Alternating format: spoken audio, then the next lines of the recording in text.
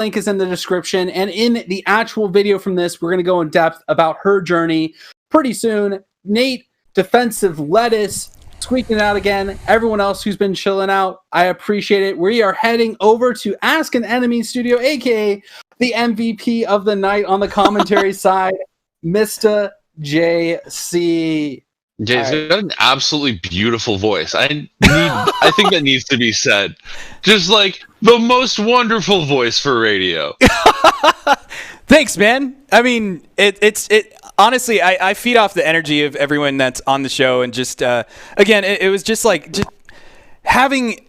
I don't think you guys understand how badass it is to be able to work on a game that I had no idea I could pull off, and just to have you guys play it in the way you did, learn it as well as you did.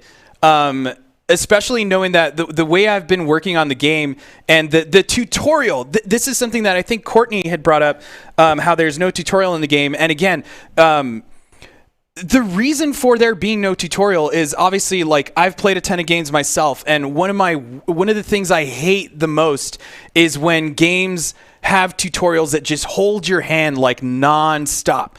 Every little thing they have to teach you, like, don't do this and do this, and it does it over and over again, you know? But it's a double-edged sword. I agree with you for the most. Yeah, it is. Like, you need to give them something, but at the same time, you don't want to give them everything. You want them to develop their own style. Exactly. Yeah, exactly. 100%.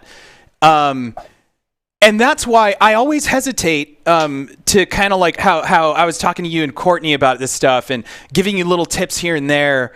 And it was just the thing, the idea of, like, I don't want to give you guys too much because I feel like you guys were definitely catching on to all that stuff, you know?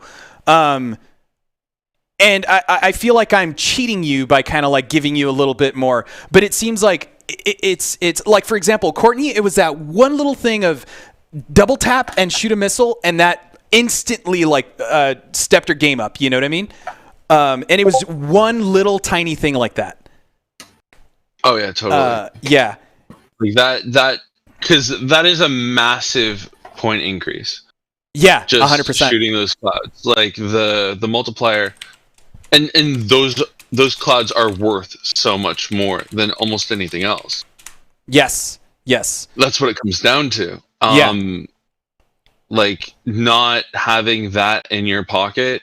That's why, like, I often looked at the time before taking out the clouds. Because if the firewalls was going to activate, and I had a line of 3 clouds, I would try to clear out what are they called? The guards or the guards. wall? That's what they are. The little guards in front of you. Okay. Those are guards. Yeah. Right. So it's gonna try to clear those out and also clear out the trackers, but. Luckily, what's nice is the missiles go through the trackers. Yes. Which is huge. Yeah. But yeah, the first few times I even tried the shields, I kept ruining it and just like killing the multiplier.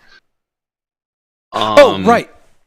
So I think this was your question before. Completely by accident. Yes. Okay. So this was kind of your question before that you brought up with the guards in general. So the guards were more of a design decision to get the player to let go of the trigger, because obviously you guys know that first weapon is a hold of the left trigger, right? So that's your repeater. If those guards weren't there, then you would start to kind of like be mindless about shooting enemies, and you wouldn't let go of the trigger because there would be no other reason for you to do that. So the guards. Oh no, but there already is though, because like it still depletes the blue side of the heart. Yeah. And so like I was always very conservative about using the repeater. Yes. But it's just. I was like, they don't give any points. Why are they there? Yeah, and as a matter of fact, if you notice, they actually take points from you. They do if you use the wrong weapon on them. Exactly. So that was kind of the thing. It was a thing to throw in there to also to stimulate you a little bit, because again, if you're just holding onto the trigger, then even though you do have to keep reloading it, there's no reason for you to let go of that trigger. So it kind of does give you something else to do, to kind of look over to the left to know that now it's kind of like hold, single tap, and then double tap for all of the weapons. They're all in the same trigger. And yeah, it was just more than anything a design decision, and not having it give you points also kind of just help. How do you say, like, simplify the amount of points that I was having to calculate and everything as well.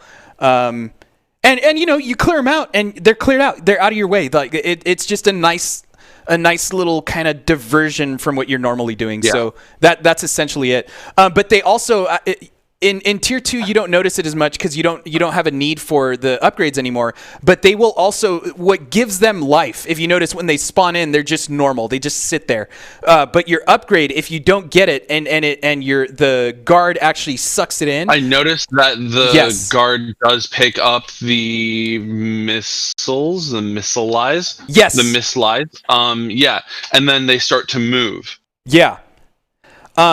Also, another thing that goes back to the shields mechanic is if you and the guards come more into play when you've activated shields. This is why I was saying it's like a whole other can of worms you're going to open up, because when you activate your shields, there's the missile memories. Exactly. And those guards, if you shoot a guard with a missile, it kills your multiplier, which kills your shields.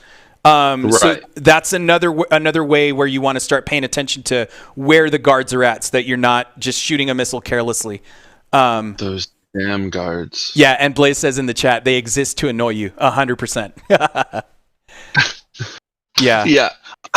Yeah, I wasn't sure if there was something in there that in their existence, or even the cloud's existence, that like increased the instance of the tracker fireballs or the homing fireballs, right?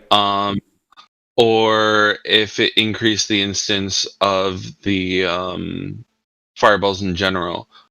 I wasn't sure if just holding them there had any kind of negative value aspect. Right. Yeah, like I instinctively just started clearing them, and I thought I was going to get made fun of because I thought they had some other purpose. So I'm glad they really kind of don't. Yeah. But not at all. Time, they do help protect a little bit, in that the trackers can't get past them. Yeah, which is nice. Yeah, exactly. And that is definitely something I've seen people do, where they let them stay where they're at, just to kind of minimize the amount of trackers that are coming in. But what happens if you end up doing something like that, though, is you are lowering your ability to earn points, because not only are you not killing them, right? The guard is the one killing them. If you're not letting them through, there's kind of a benefit to letting enemies through to the right side, because when those trackers come to the right side, again, this kind of comes more into play when you've got shields active. Boosting into trackers are how to get a lot of material very quick. So boosting into a normal tracker gives you like 5 material, I think, if I remember correctly. Boosting into a damage tracker gives you, I think, 10 material.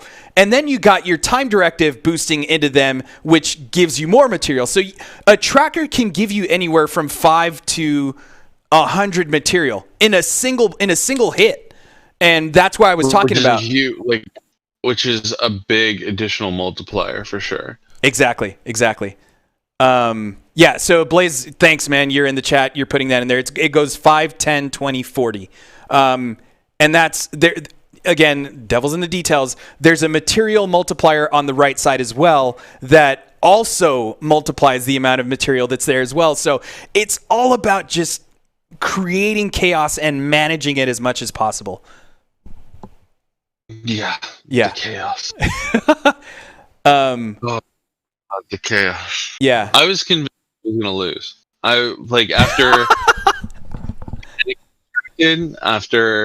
Because I think that last hit where the music came on. Yeah. I'd never experienced that in practice.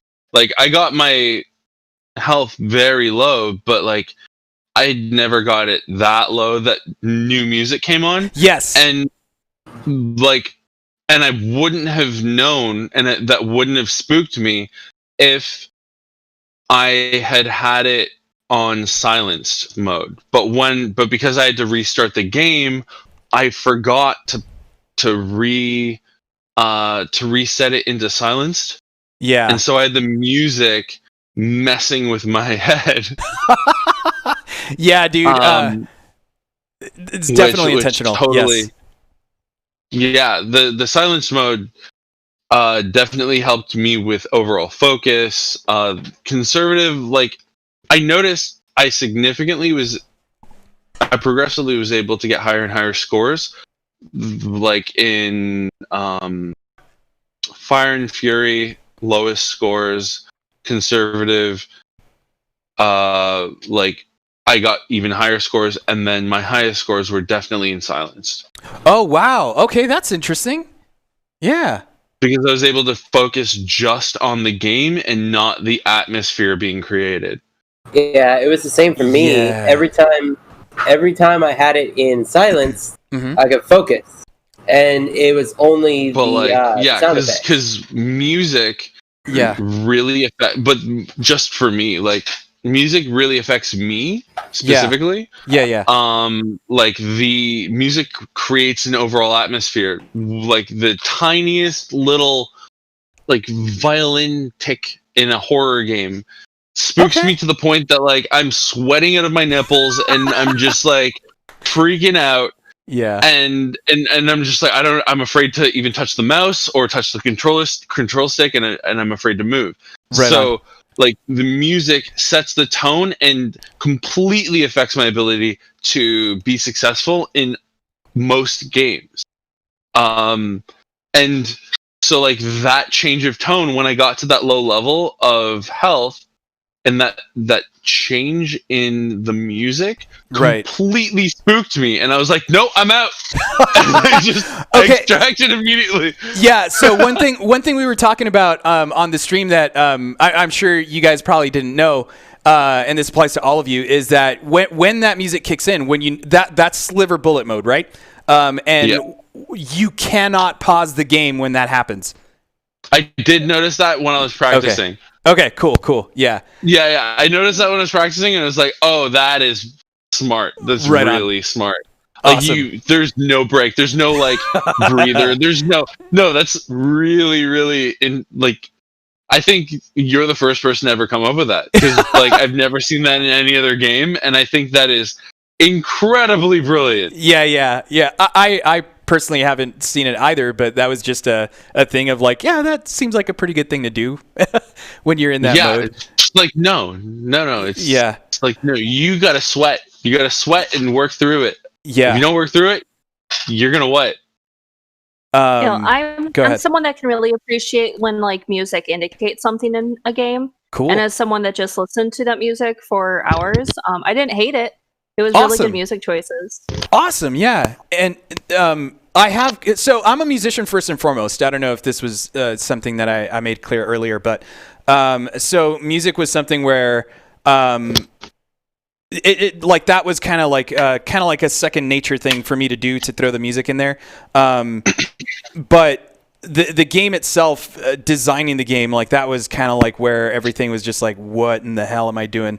How am I going to pull this off? So that means a lot that you dig the music, dude, or that it didn't bore you after playing it for so long. No, it's definitely not boring at all. Yeah. You composed all this though? Yeah, 100%. Yeah. Oh, it's amazing. Thank you. Yeah, it's really good. Yeah, the sound effects and all that kind of stuff. I mean, like I said, being a musician, like that kind of stuff was like, I was going to say the most fun, but that's not what I meant. It's just, it was a lot of fun to do that kind of stuff, because as a musician, you kind of write long, like more music stuff, and doing like sound design is kind of like, it's a different thing. You're actually trying to design a sound. For example, like the scattershot sound was really fun to design, because I took basically the sound of, have you guys ever watched a movie called No Country for Old Men? Yeah, great movie. Okay, Great film. Exactly. So the sound of that kind of like silenced pistol thing that what's his name's character, Javier Bardem character has. I took that sound and then just added some like explosion-y sounds to it, and then some like synth sounds, and that's how I came up with the scattershot sound, because I wanted something that had like punch, but then just had a little bit of a kind of sound to it, and that was kind of the sound design process for that. Somebody in my chat just said the cattle bolt. Yeah, I think that's what it was. Catapult. Yeah. Yeah. And because he's a farm kid, he's like, dude, I've shot those before. Holy crap. Okay. Yeah, because that's what they use to kill the cows or whatever, right? Yeah. Yeah. So, Mojang, how like, did you also have kind of like a strat to go into the game, or were you just? Was your thing just kind of like just play it, just do what I can? So when I was practicing, I actually realized about the multiplier for dropping your health. So instantly my strat was intentionally run into the fireballs early on, lower my health, and then use that multiplier as my main multiplier, and then stack it with the picking up material or a part multiplier. And I found that if I stacked those, the Nimbuses were all the way up to 250,000. Oh, yeah. And everything else, if I did the close range attack on the trackers, I could get 50,000 off of them. Mm-hmm. So I figured that if I kept grinding it like that, that's how I figured that was part of how people who had the higher scores had the higher scores. I was not sure what I was missing, but I was sure that was part of it, because I was able to get my best score in practice was 117, and I did it in 3 minutes 2 seconds. Okay. 117 million. So I knew that I could get a high score really quickly if I lowered my health. I just wasn't sure what else I was missing to get into the billions. Okay. So that's this is what I was talking about earlier, that's where the shields come in, because the shields are going to change the game entirely. So it's good that you pointed out the idea of being on a resource and being able to use your scatter shot to kill trackers and get a lot of points. And again, that is intentional, because I do want the kind of crowd control of being able to use a scatter shot for when a ton of enemies are coming at you, right? To kind of still be rewarded for it, but there is a downside to it.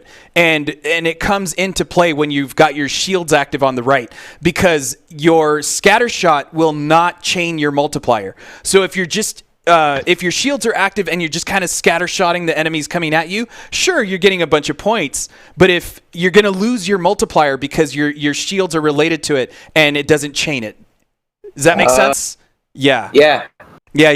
So it's definitely it's good to have, and if you want to take that idea of getting your health down low, that's great. There's also a downside to that, in that if you get down to the sliver bullet mode, the one where you can't pause the game, the reason I make you the reason I don't allow you to pause the game is because I want you to know you're in it.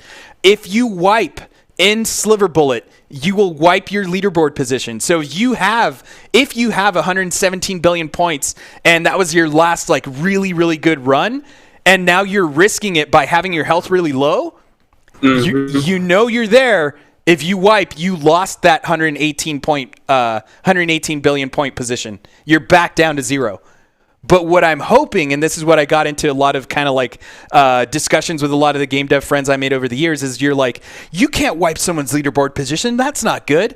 And I'm like, watch me, because I started to I started to realize that people who care about their leaderboard position aren't going to be like, I'm never playing this game again, which was kind of their reasoning behind it. My thing was, oh hell nah, we're doing this again. You know what I mean? And it's a very thin line that I think I'm hoping that I guess nailed, for lack of a better description for that, but that the game is good and fun enough, or interesting enough at the least, to get someone to do that. So it's not like, this motherfucker wiped my score. It's more like, all right, I see what's going on here. And then they jump back in, because that's my thought process. That's what I would do. You know what I mean? And And hopefully that worked. Hopefully that's kind of how it comes across. Yeah, and I can definitely feel the chaotic neutral channeling. Yeah. I can feel that. Awesome, man. Do you guys have any other questions about like the design or anything at all? I have a very random off-topic question that relates to the game. Yeah. So in the credits, if you run the credits, there's a video of you playing like a punk concert. Oh yeah. What's the story behind that, and where can we find that video? Oh yeah, sure. So it's one of those reasons I kind of threw that into. It's another one of those kind of like Easter eggy things that I was talking about. That is my band. That is my like one-man band called Howard Rourke. So if you go to my YouTube, you can actually go to youtube.com/Howard Rourke. That's my most recent band, because as I've told you guys, I'm a musician first and foremost, so I've been through so many different bands. But there are 2 videos in there. One of them is my most recent band. The other one is a band called Devices and Shift, and it's just videos I thought I'd throw in there because I thought they'd be cool to just kind of, include in there. So I have another question. Sure. You mentioned Easter eggs. That brings up an interesting question for me. Is are there actual Easter eggs in the game?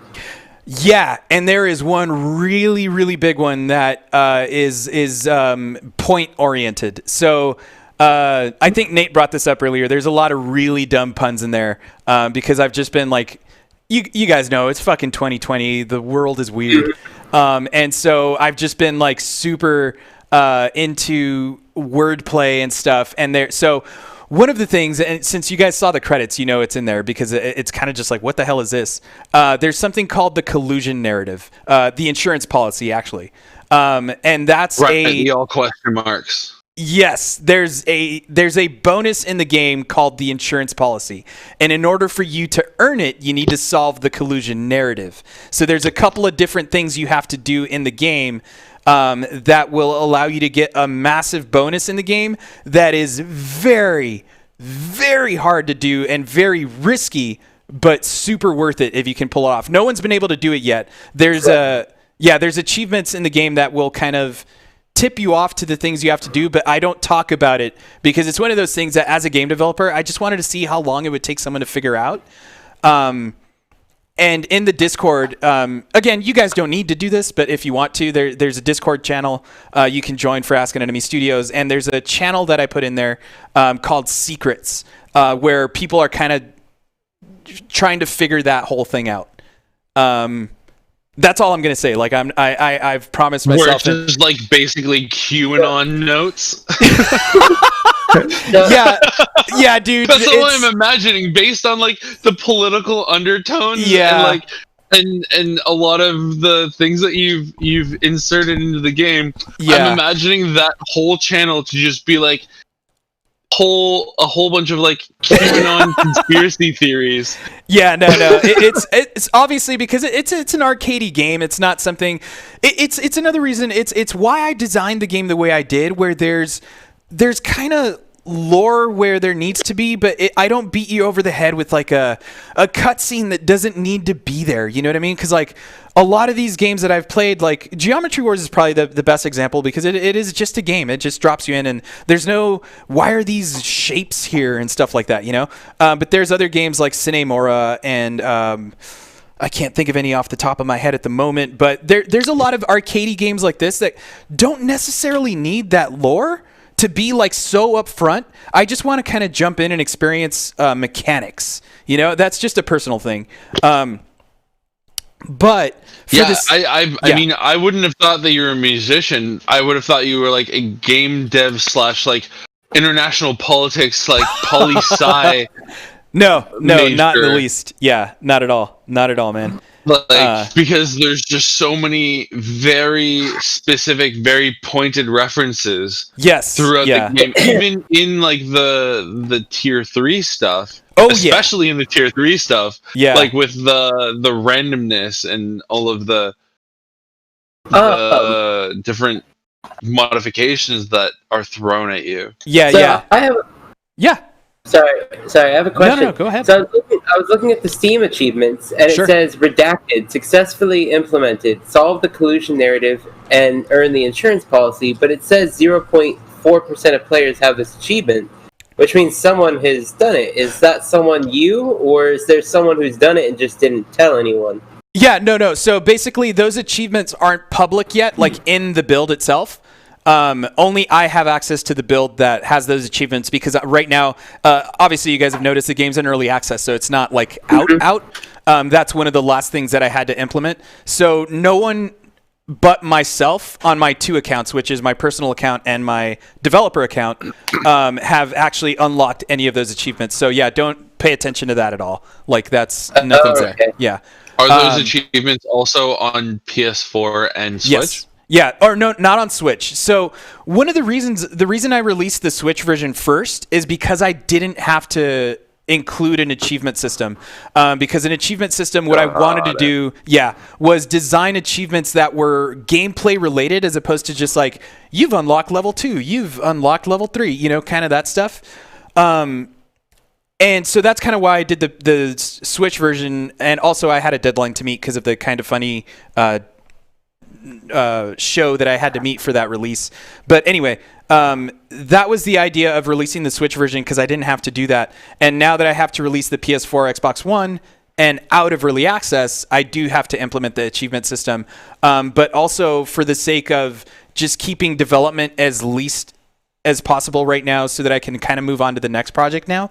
I'm not able to put that much time into the achievements. So the achievements are a little more simplistic than I wish they could be because it just takes design time and coding and stuff.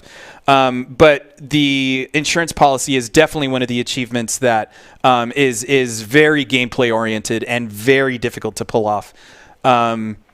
The other ones are more kind of passive for the most part. Well, yeah. So then, would you say 4. Do you have the achievement on PS4? What do you mean? Like, I'm assuming the achievement that you're referring to is also on the PS4 build. Oh, yeah. Well, the PS4 version isn't out yet. The Xbox One and PS4 versions aren't out yet. Okay, I just saw some like ads for it, and I assumed that it was out. I'm sorry. No. Yeah, so super long story short, the PS4, the Vita version actually was the one that was supposed to come out first, and this was in 2016. Boy, did I learn my lesson. So the game obviously took me a lot longer to finish, and the Switch version was the first one to come out. So, so will the Vita version ever come out? Because I do have a Vita, and I do love playing it. Oh, yeah, dude. So that, I mean, for me as well, that's my Spelunky machine is the way I see it right now. Oh, my God. Yeah, so this version of the game will definitely not be a Vita version. I cannot like when I try to make a Vita build now, it's just a big pink screen because of shaders and all sorts of stuff I got carried away with. So I will. I will say right now for sure that this version of the Vita game, if you guys are at all interested, there's a video on my YouTube, on the Ask an Enemy Studios YouTube, that shows what the game looked like in Game Maker. That was originally supposed to be the Vita version. And I might consider, depending on whether Sony allows us to, as developers, to still kind of push games out to the Vita. I've been considering... Publishing to the Vita might be difficult based on their... pulling support. Exactly. It's more on Sony than it is on me, because if it were on me, hey man, I would release it in a heartbeat. But it just depends on whether I can finish this one in time to release that classic, is what I would call it, the classic version of Dual Hand Disaster on Vita. Dude, I would love to. And knowing you aren't the first one to let me know that you still play your Vita, so it lets me know that there are definitely some people out there who would appreciate it. And if anything, people who have played this version would possibly get something out of that. But it would not be this. Only they just created an R3 L3. Oh. Exactly, dude. So that it's also another reason there's no triggers on it except for the bumpers, so that kind of changes things up there. But the classic version would definitely still work on Vita, without a doubt, because it's a very, very basic version of this game. But I think it'd still be fun enough to play, like maybe as like a $2 kind of release. You know what I mean? Like it's not going to be a full-on $10 release or anything like that. Totally. Yeah. I have one question and comment from Mr. Nietzsche, who is a mod in both mine and the Stronghold stream. they want keyboard support on PC. Yeah. Okay. So I disagree. I hardly disagree because I think it would be extremely difficult to do. But yes, please. Yeah. No. So the funny part is there were keyboard and mouse controls there from the beginning, like at the beginning. So the way it works is it was odd. It was actually really cool that someone mentioned this because they said it felt like a shooter to them because it was WASD on the left. So just imagine what is it? A and D for left and right on the left ship. W is going to be your fire, so it's going to be the whole double tap, single tap, whatever. And then S would be your Tetris, which we can get into later. And then R is essentially kind of like your reload, which is what X does right now to shift material over. Your right mouse would be the right ship. So here is where what made me decide to take out the keyboard and mouse controls was because I could not get the mouse to feel the way I wanted it to kind of like execute in my head for the right ship. So the way it works right now is it's a direct right stick mapping. So you kind of have to move your mouse over and leave it there, and then it just keeps moving. So what I originally wanted was a kind of a swipe type thing so that you can just kind of move your mouse and move a lot faster. And shields kind of still play a role, or boosting actually, because when you're boosting, the whole thing of not taking as much damage. So you still had to act, even though you could move faster, that didn't necessarily mean you were safe, because if you were moving without holding the boost button, you could still hit something and take full damage for it and put yourself in a real bad situation. So it's not as hard as you might think. The only thing is, or the idea of designing it or whatever, it's more the movement that I wanted to map to the mouse that is going to take me a little more time. Movement is of utmost importance in this game for sure. Yeah, especially on the right side. Yeah. So it's not out of the books is what I want to say. Okay. Yeah. Nietzsche claims Wasta and arrows. No mouse. That is the Nietzsche claim. Mm-hmm. That's the follow-up claim from the question asker. Okay, so like just straight up like a WASD on the left, and so right now, or numpad.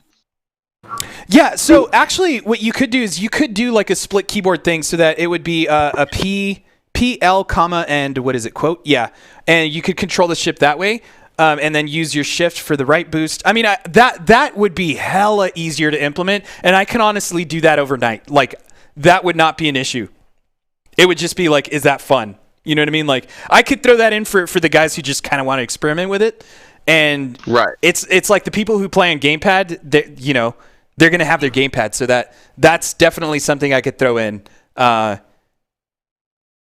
and if you guys want that. I mean, I have two people in my chat currently claiming that WASD plus arrows or WASD plus numpad of course would work for them. You have to remember though, so you've got you do have some face buttons that would need to be mapped to something. So like arrows would take away kind of reaching out for something else, and you have to boost. Again, boost is really, really beneficial on the right side. Super beneficial. Yeah, so you'd have to have access to that shift key. So I think the PL colon would be the best way to implement it. And then have like, so R right now is your material use. I could make or you don't sacrifice parts. I have to implement, like the BFP and the awareness. So you can sacrifice parts, no? I mean, yes, but not with a button press, technically. Sorry, Mojang, what were you saying? I was going to say you could always just, if you set it up so that people could actually bind the keys themselves, then they can pick what's most comfortable. So I'm not going to lie, that is one thing that I haven't. That it's possible because I don't know if you guys heard this part of the stream, but I was throwing a shout out to my boy Augie Maddox, who created Rewired, who designed the asset that I'm using for input. I could use anything for input, so I could use a PlayStation Rock Band drum thing as input. it's the idea. Yeah, exactly. God. Exactly. Right now. Hey, Yeah. Don't give me hey, ideas. I can totally see. Have you seen the challenges where people were playing? They were playing Dark Souls 3. Oh yeah. With all the different controllers. I could totally see this game having Dark Souls with DK controls. bongos. Yeah. I could totally see this being a game where people are like speed running, getting the best score on the leaderboard using a Rock Band guitar. Yeah, and so I kind of went off on a tangent there, but it is basically that any controller you can think of, this guy has programmed Rewired to just be plug and play. So from my end as a developer, all I have to do is create a what does he call it? Like a mapping for it, right? So that the game, so you could design a menu that lets you just choose what controller. So you could choose like a Cytec, like HOTAS. You could choose whatever you want. Whatever the system detected, right? Because you don't want to go through a list of controllers you don't own. But if you just plug it in, like if you just were messing around as like, I'm going to plug in my PlayStation Rock Band drum set into the PC and see what happens, the game would detect it and I would have a mapping for it. Even though it'd be limited, but it would be something real dumb for, like a Twitch stream or something. For sure, 100%. But going back to the mapping thing is, I'm sure you guys have noticed that there's no, like, standard, like most games have, like, an options menu. That, again... Yeah, this one's under obstruction. Yes, yeah. Exactly. So, because the thing is, this goes back to my idea of being a game design dropout is... I have to own my decisions in situations like that where I don't know how to program a settings menu that would allow you to do all the fancy stuff that other games do, like change resolution, and at the same time is like, is that necessary? Is that something I should spend a ton of not even just development time, but me learning what resolutions matter and that kind of stuff, where I could just do more gameplay centered stuff. That's just something I have to own as a developer quote unquote, and you figure out a way to program that in there. And again, to the mapping situation is designing a UI that allows the player to do that. So in the name of Rewired has a very easy built-in way to do the remapping. My point is designing a menu system that allows the player to do that. So it's kind of like, it's one of the reasons why I force people to use the game or play the game with a gamepad, because the gamepad is just set. It's designed that way, and you don't need to remap the buttons. It's kind of like a very split the controller in half and one side. There's no reason for you to move this button over here or this button over here, because it's a split controller. You can see it that way.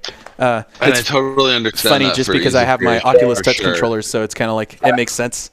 When I first launched the game, I didn't get that.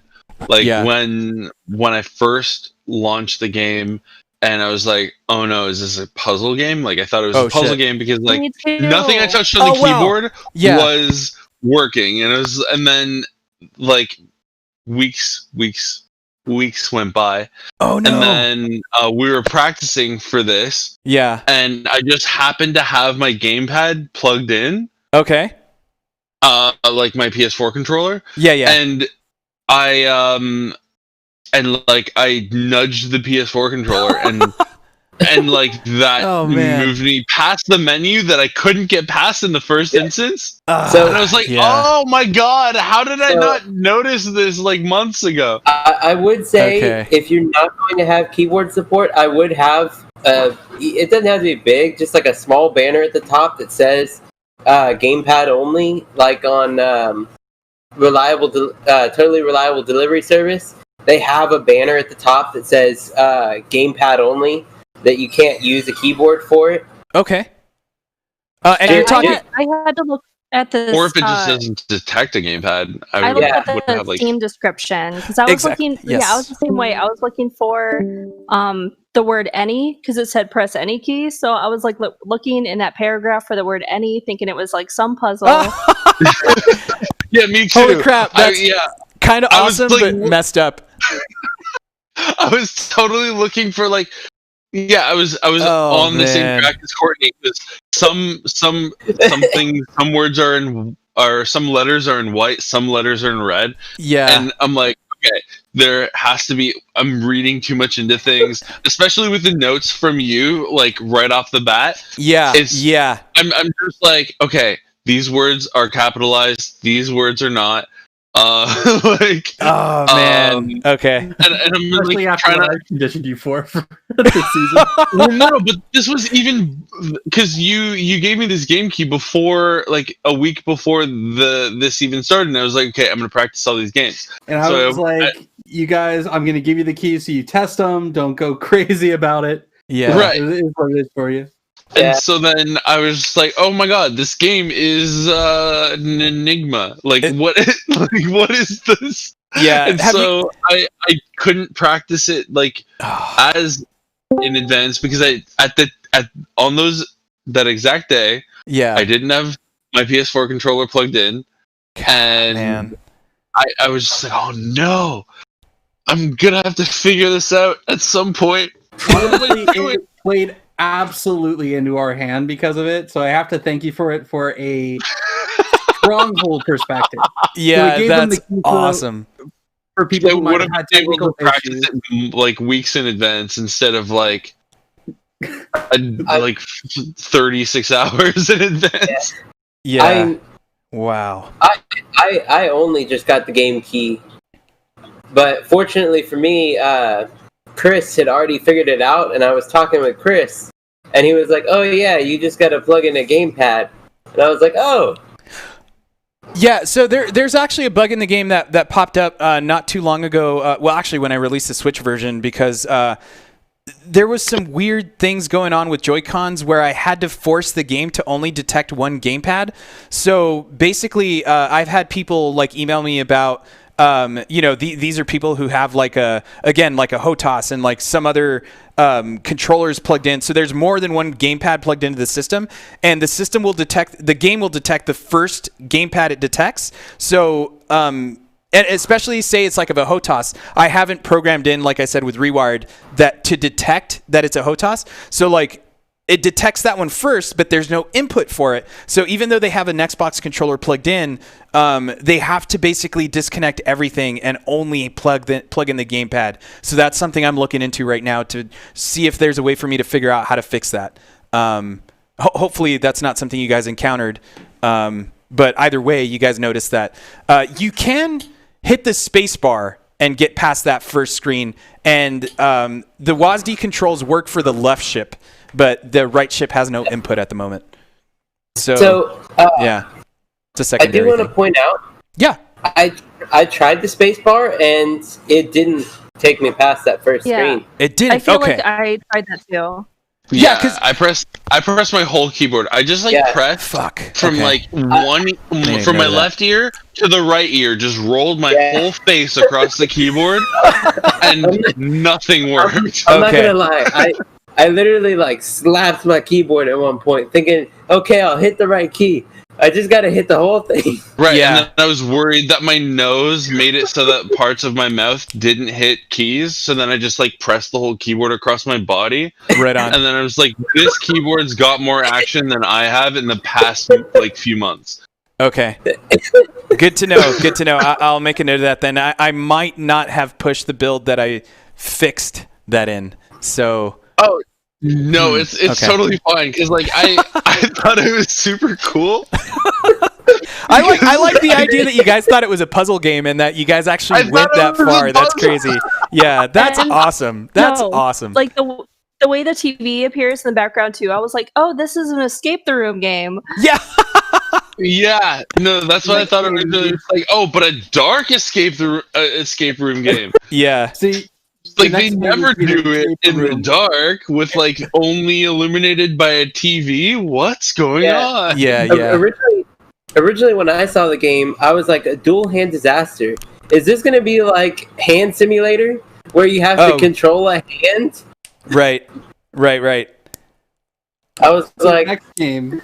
Yeah. You need you need to do the exact same setup where you start up Dual Hand Disaster, but it turns into like a horror game or an escape room. Yeah, oh my god. Oh god. Startup screen. Dude, but you know what actually really helped me for this game, prep for this game, was I watched a stream of somebody playing it with an eye tracker. Oh yeah. And just like paying attention to where their eyes were moving and what they were paying attention to at different moments throughout the game and how much time they were spending on the right versus the left. I found that specific video and that playthrough really, really useful. Hey, that's really cool. It was because when you start out, it's really overwhelming, and you just don't know how much time you got to spend. Like, and I do use a lot of my peripheral vision, so like I tend to like lean back and try to keep everything in frame, but like the eye tracking tech, like the one streamer or YouTuber who used the eye tracking tech to like for their gameplay and everything. Oh my god, that made the game 100,000% easier for me to understand how the game worked in general and what to pay attention to when and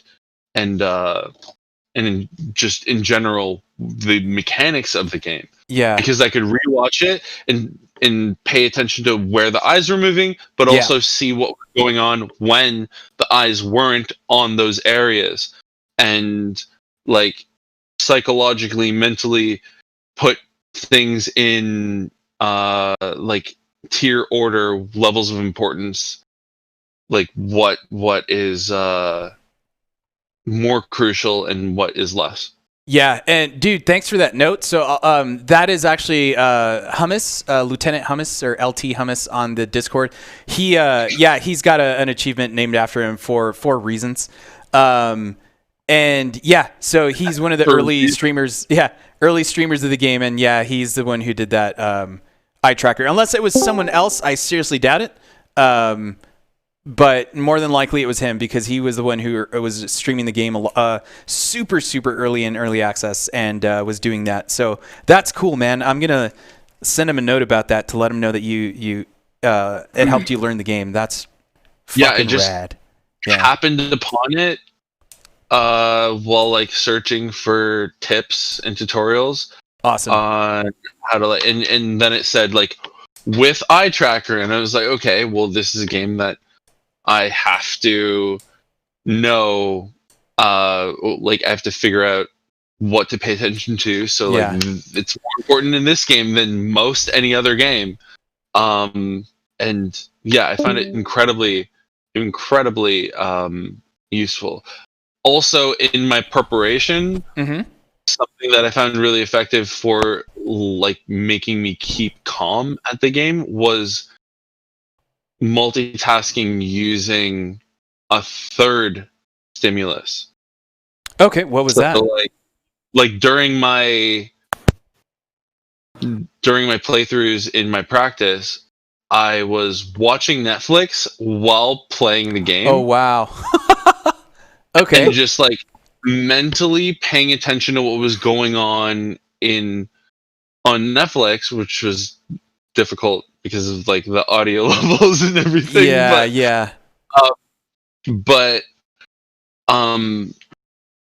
forcing myself not to move my eyes from the game, but also trying to be able to comprehend what was going on in the game as well as in whatever I was watching on Netflix at the exact same time. New episodes of things, not things that I had seen before. Yeah. Tier 4, man. That's awesome. Yeah. Tier 4.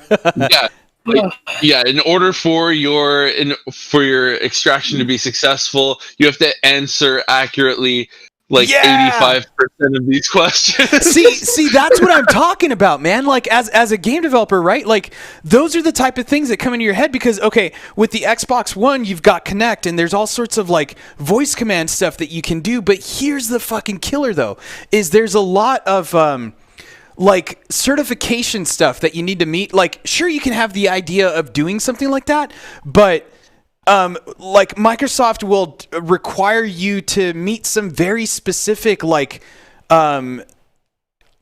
I don't know, asinine maybe, like certification requirement to use Kinect that takes the fun out of you trying to design that cool fucking really dumb feature where like that would be rad, right? Like if there was a tier where now all of a sudden you're playing the game, but then it goes back to your guys' idea of the game kind of being a puzzle game where now all of a sudden you're getting a prompt of like, hey, try to tell us this in Latin or something, or like, what do you think this means? And the game has voice recognition, or not the game, the system has voice recognition where you could do that kind of really dumb, awesome stuff. But the thing is, like, the PlayStation doesn't do it. So it's like, as a one guy developer, are you going to put the time in to like try and figure that out because it's fucking awesome?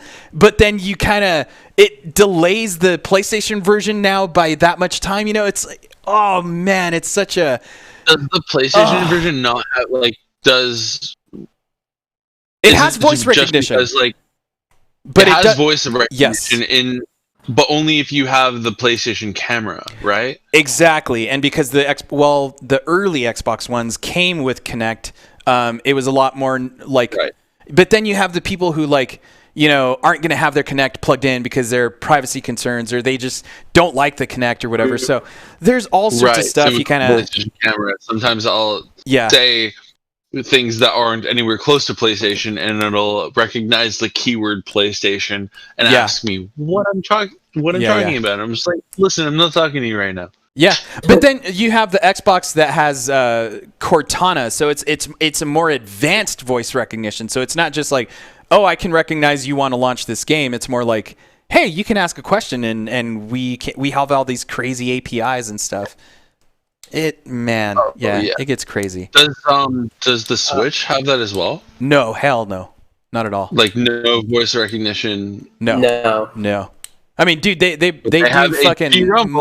They do exactly. They do multiplayer online by you having an app on your phone. So take that into account. You know. Yeah, but Nintendo's always been behind in that respect about like any sort of multiplayer or online interaction, everything like that. That's just the one realm that they've always kind of lagged behind because of whatever reasons they have. Yeah. I do have to go. I have to go stream. Right on. But thank you again. I enjoyed the game. It is awesome. Thanks, man. You made me even more proud to be a Texan. Awesome! Yeah, hell yeah, dude. Mad respect. You Texans. And now, I know, right? I gotta go to community night. My community needs me. Yeah, sounds good, man. Thank you for stopping by and thank you for playing the game. And yeah, good luck, man. You made it to the next round, right? Mm-hmm. Yeah. Good luck, man. Spot in the top 5. I am in the top 6. Mm-hmm. Awesome. Right. Ooh, boy. Next round, bye. Hey, I don't think I said it in our stream, but congrats, you guys. You deserve exactly. Exactly. Congrats, man. And Courtney, even though you didn't beat out Nate, you definitely did really, really well. And you brought it. You brought it, dude. Holy crap. Yeah. And honestly, it hurts me to like eliminate you, Courtney. Like, I wouldn't, Nate. I would not want to lose to anyone else. There you go. As good as it feels, like I feel like we had a rivalry, but we didn't. We just had a respect for one another. It was a healthy rivalry for sure. Yeah, we had very healthy competition, and we just kept being pitted against each other. Yeah. See, that's what I like a lot about Stronghold. Actually, is the fact that even though there's like rivalries, we still have that mutual respect for each other. You got it, man. You gotta. Yeah. Yeah. All right, y'all have a great night. Have a great night, Mojang. Likewise, Mojang. Have a good one, man. How was your first inaugural experience being thrusted into the Stronghold world, though, JC? Oh, me, dude. This has been fantastic, man. Like I said, I tell you, like I try to do these like tournaments with the Discord and stuff too, but it's hard. It's a hard thing to do, man. So I have I have mad respect for the thing you guys are doing and keeping it going, because like I'm sure this is not an easy production, not an easy thing to put together, and. Yeah, as a matter of fact, I think Frank, before he left, was telling me earlier about how you ended up kind of, or it might have been Ohio, that you guys, he kind of put you in charge of it and you just fucking took it. You started putting everything together and started doing more work than them. And I was like, yeah, dude, I think I can see that, because it's one of those things where like someone doesn't know it's something they want to do until they do it. And all of a sudden it's like, let's do this, and you're the one who kind of roller coasters everything in. So mad respect for this, dude. This has been fun. This has been a lot of fun. The crazy part about the whole Stronghold journey is I've been wanting to do this for a couple of years, and I've been wanting a way to incorporate game devs. Because for me, the biggest niche out there is we made a trading card game. It did mildly all right. I've learned the game dev process for that. But I did see going into the PAX Indie Game Dev booth, where you go into it for PAX Unplugged, or you go in there and be surrounded by all these people. There's not a way to expose it, and there's not a way to challenge a lot of the system. And I see these org games that I grew up playing in that environment, and kind of combining those two and seeing the biggest need is there's no one challenging the format.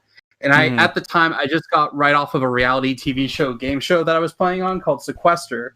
And we did this live all in one night, played through 15 rounds of Sequester. It was a wild ride. And at the end of it, I just said, what am I doing? Why can't I just do this myself? And it took just that initial jump and making this happen. And we're currently on our 3rd season, planning a 4th season. And I don't see an end in sight for this. And we also have a live season we're planning to make it bigger and better. It's one of those things that's almost become like an addiction overnight, where I'm like, I got to keep making it better and better and seeing it grow into something crazy, where then I can have every week a new game developer promoting a new game and really exposing the contestants to the most fair competition, because it's always something new. That's awesome, man. And like, I can't wait to see. Have you done a live version of this yet, or is this the thing you're trying to do once kind of like this whole hopeful pandemic gets done with and over? We were originally going to do it this summer, and then the pandemic hit. Right. So this online season came out of the need of, well, we're just sitting here, we might as well keep continuing the online stuff. Yeah. And everybody from this season has proven to me that I should keep the online format, and no matter what, I'm going to keep rolling the online more and more. But what we're doing is taking players from the online game and putting them into this live setting. So you'll get to see some of these faces come back in. They already know how the game plays out. They've already gone through the ringer, and then they're going to play in a live setting for a higher prize pool, and you're going to see them go even wilder. I'm, man. Yeah. Crazy excited for those moments. Those are the moments that I will get emotional, because it's making a card game was fun, and I learned a lot fundamentally from doing that. But this is almost like making a video game, because I'm making a social game between people playing. It's that same realization you had tonight, where you see it finally out of your hands. You can't touch it anymore, and you let them just see it, how it plays out.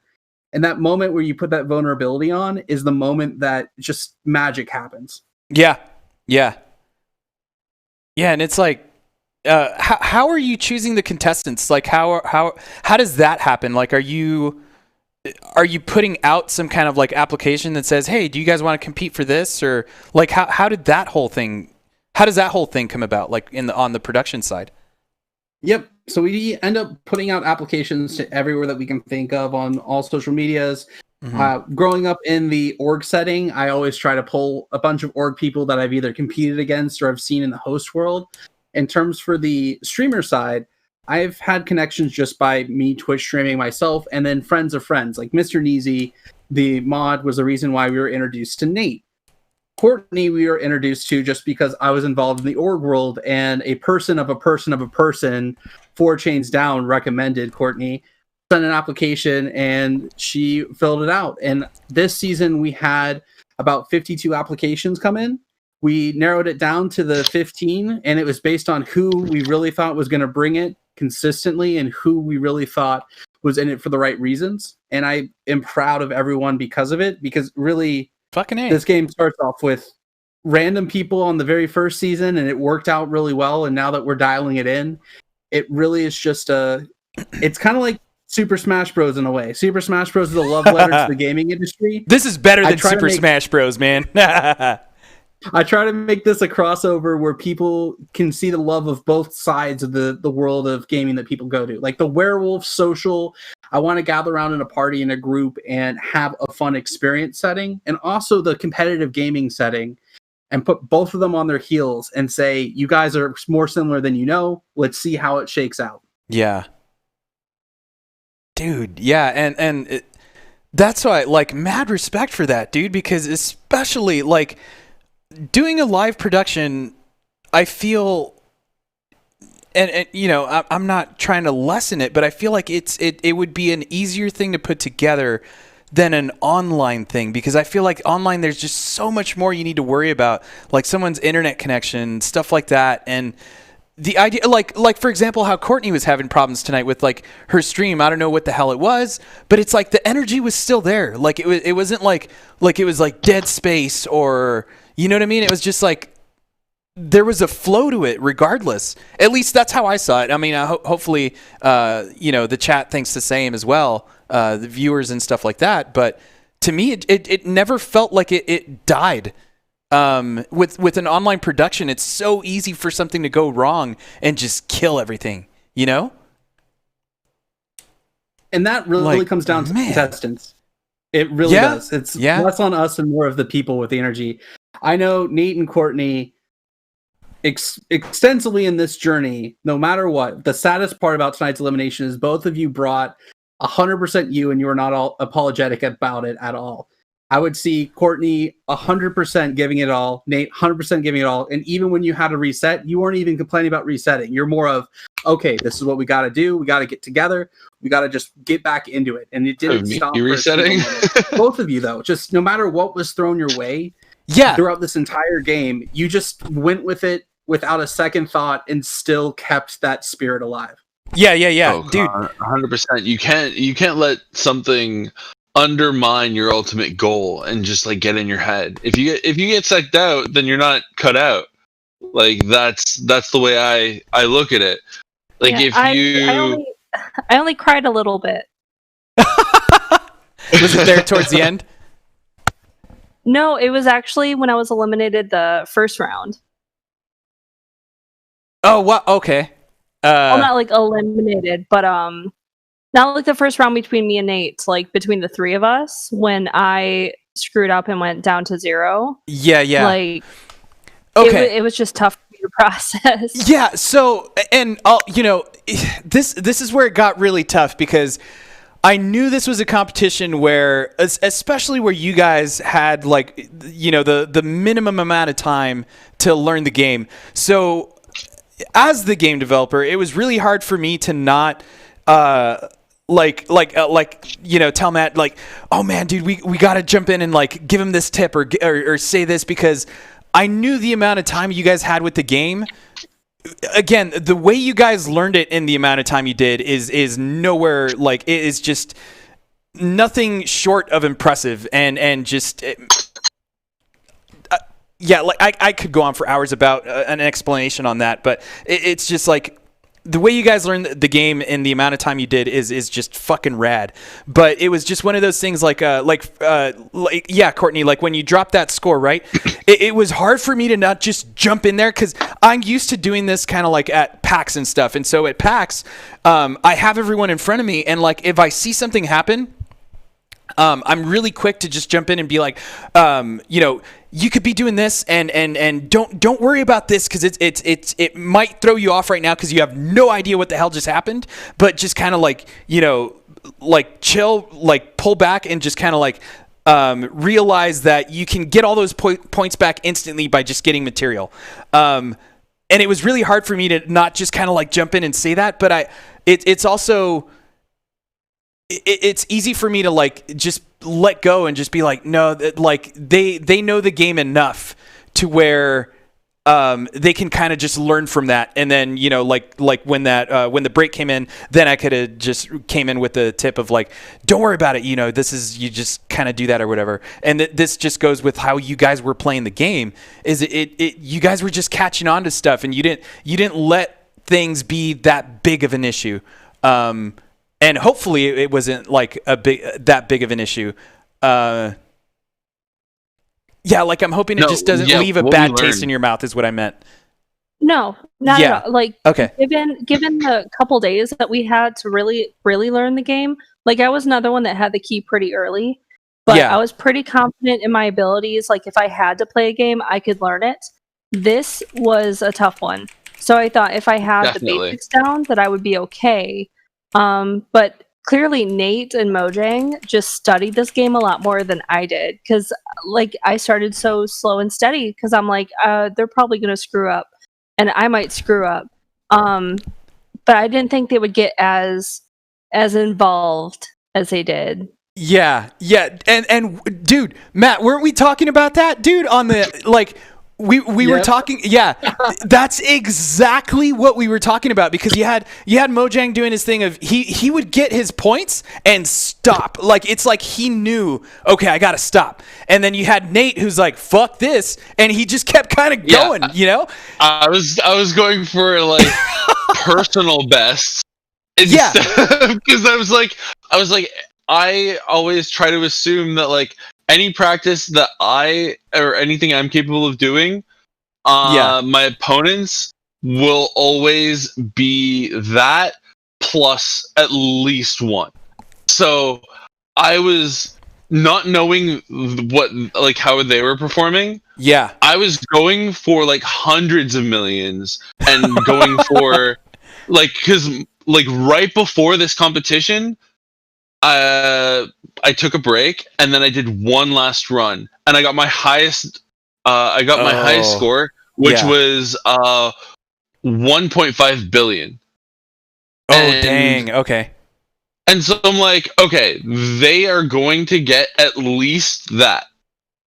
So I was going to try to beat that score. Okay. And so you're just trying to beat your own score so that no one else could beat that score. Right. All right. I wasn't anticipating. Yeah. But except it was a losing. Well, because like I know how much Courtney preps for stuff and her commitment to like mind games, anything. Yeah, I was completely psyched out by my opponents. Yeah, that's awesome. I should have extracted earlier on and just to see how my opponents were doing. Yeah. Just to see because I think early on I could have extracted in like the hundreds of millions, but like I just didn't. Yeah.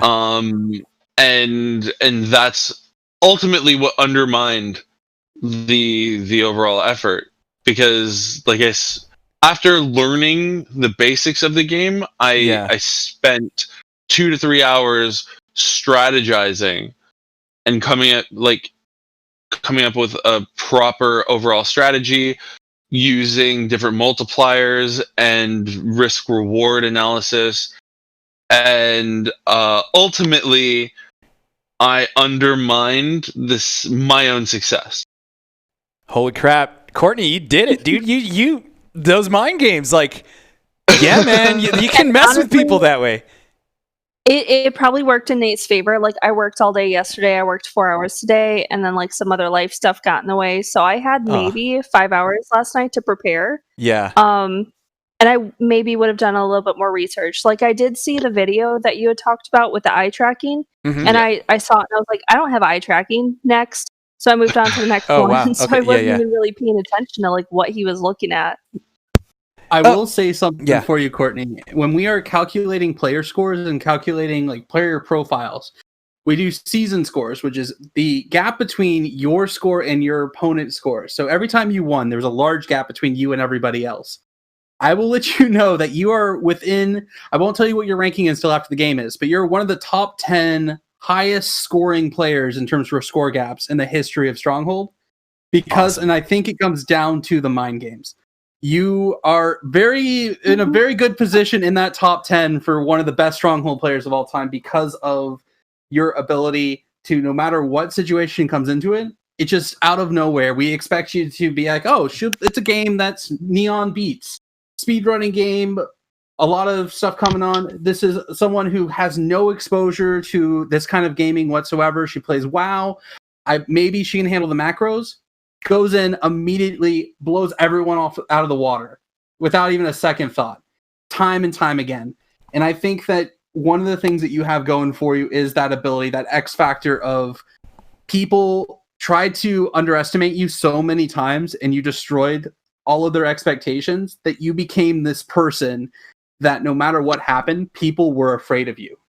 That's 100%. awesome. That's Without awesome, a shadow dude. of a doubt, like Courtney was easily like number one on my list of most fearsome competitors because, and I talked about like if you after the show's over, after the game is complete, make public some of the DMs between me and other competitors and talking about Courtney. I straight up say, like, I think she's the most versatile person in the game. Like, your strengths are high, like, are in the IRL games, like the org games, like higher than anybody else. Like, you're more talented in that realm than anybody else. But when it comes to your weaknesses are also higher than most people's strengths. Yeah, like in the gaming category. Yeah, you're you kind had of said that to me. Oh, sorry? You had said that to me before. Yeah, it's kind of frustrating. But something to have respect for sure. 100%. Yeah. And but it's sort of like dealing with Batman. Like Batman isn't the strongest superhero in general, but like he will defeat anybody if he has enough prep time. Yeah, I've heard that before. Yeah. Right. Mm-hmm. Yeah. And that is straight up Courtney. Courtney just needs prep time and she defeats like, and that's why I always was the most scared of Courtney this entire game. I sent you, JC, a clip on our 101 from Courtney. This is one of the prime examples for you. Basically, players had the task where they had to build a card tower. Okay. Oh. And it was a multiple tier card Oh my tower. God. The average time for the card tower was 19 to 23 minutes. Yeah, this is And then Courtney sneaks in, and I sent you her entry. Oh, wow. Okay. The next fastest time was 17 minutes, or around 17, 18 minutes. Yeah, she got in like a minute. It's like ridiculous. I'm good at card towers. Let me see. I could actually, I could bring that into the stream real quick. Give me a sec. If you want to talk amongst yourselves. Okay. Yeah, just note to everyone, I am wearing pants. Like, looking back at that video, I'm like, oh my god, it looks like I'm not wearing pants. I am wearing shorts. Thank you. Let's see here. Thirst trap, Courtney over here. Right? Yeah, let me go back real quick. But it wasn't like, even just yeah, that. just You very could pick your game nonchalant. and pick I'm your good at challenge. card towers. Courtney, you could pick the game, and you were one of the players who were always in the top 4, no matter what game it was. So I have to give you credit where credit's due there. Yeah, and I will say, as far as mind games, like, I wasn't actively playing any mind games. But the biggest mind game I might have played was the first night when I said I wasn't good at video games. Like, I've been playing since original Nintendo, like, at very least casually. Right. So... And I didn't believe you at all. As soon as you said that you were the same age as me, I'm just like, there's no fucking way. Well, see, but that's the thing, is I think that's maybe why it works in your advantage, dude, because it's such a natural thing to you that you don't even know you're doing it. It's just part of you. That's what makes you who you are and makes you the type of competitor that you are, you know? I really think so, because I've never really played games competitively, so I Right. didn't think I could stand up to streamers and competitive gamers. Okay. But it's just what comes casual to me may be competitive to others. Huh. Okay. Actual. Yeah, I'm not a competitive gamer by any respect, but yeah, my everything going, all my thoughts going into this was just like, okay, my number one rule going into this like whole game, especially since you like Courtney and I were both in the week one like or week zero or session zero kind of um like our very first meeting with Madman Silver, Mojang, Ben, Courtney, and I. Like, I was like, okay, the person I'm most afraid of in this group is Courtney. So I made this like this mental rule, like never underestimate Courtney, and I wrote it. Oh man. So holy crap. Jeez. Oh, you just finished watching the Make it look easy. the Now you tower. can go ahead and try to do that yourself. Oh yeah, no, not at all. In the online reality gaming community, like card towers are like an essential. That and like cup stacking, and it's just something I've been around that community for about 4 years, so I've gotten really good at. Jeez, those I would kind of not tasks. even be able to do those first two. I'd have just fallen over already. But that's the magic of Stronghold, is they go from that competition to Yeah. turning around and playing some video game. Yeah, for their yeah. life. And Yeah, having that diversity between IRL games and video games is definitely difficult for sure. Yeah, that is awesome, dude. That's why I can't wait to see like an actual live kind of version of this. Dang. I can't either, and it's gonna be hell for some people. Yeah. And it's gonna be great. So do you plan on doing this at a PAX thing, or would it be its own event? Like, how would you go about doing it? So the PAX thing, we've already been in talks to do something with that, and I can't talk about exactly what that is. But there might be something along the lines of a competitive series at conventions at some point down the road. In terms for the actual game seeing life in a real world, we actually, I used to work before all of this in a film production setting. I have a few connections from literally doing gaffing, which is basically I've laid electric tape down and I grab people coffee, but I still connected with people. I worked in an editing bay. Those connections I've been able to help over the years, similar to what you said, where you lend and take and borrow from people that you learned in the game industry. Yeah. I was lucky enough to stumble upon an opportunity to rent out a castle that I want to bring everyone out to, and they will be playing in an actual castle. Holy we'll have shit. things that are big. It'll look big budget. I assure you it's a lot to do with favors, but it will be a very nice production that people will get to take home and see. And the prize pool will be bigger. It'll be a 10K prize pool rather than a K, and they'll be there for a week fighting it out for 10K. Yeah. Holy crap, man. That is awesome. That is, yeah. But you know what? Just a little thing there is the idea of like how you said that it's, it looks like a big production, but it's just going to be favors. But that is kind of the idea, right? It's the idea of like, I'm sure these favors came from people who respect what you've been doing, and kind of like you're going to, by doing what you're doing, like people will give you some respect for that. And you that's how you get those favors done, because it's like people appreciate what you're doing, and it just kind of builds up that way. I think that's how a lot of Hollywood works. Yeah. I mean, I learned very on that life is a collaborative story. If you choose to not collaborate with anybody, it'll be a very boring chapter from a first-person only perspective. But if you start interacting with other people and really help build their stories, it'll turn around and help bring your story a better story overall. Needless to say, it's a long tangent to say, really help people with their dreams and don't expect anything from it. But when it comes to your ideas, don't be afraid to just put it out there. Yeah. sometimes you'll sneak into the greatest opportunity just by asking and seeing what opportunities are available, whether good or bad.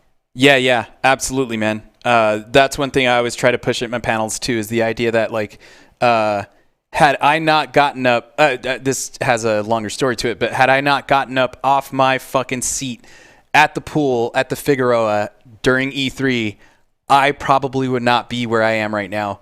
And that was just from one little conversation that I had.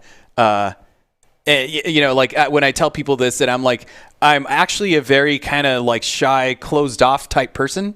For the most part, I know this is kind of what throws people off, because you guys kind of know me in this position as opposed to how I was in that position of not wanting to get off my seat at the Figueroa. You know what I mean? Like, it's something that I try to get people. Again, it goes back to the idea of getting people out of a comfort zone, because that comfort zone is where you're not willing to risk things. You're comforted, you're safe, and it takes getting out of that comfort zone to like get into that adventure mode and figure out like, well, fuck, this totally failed or this totally didn't work, but you use those lessons to like build yourself up, you know?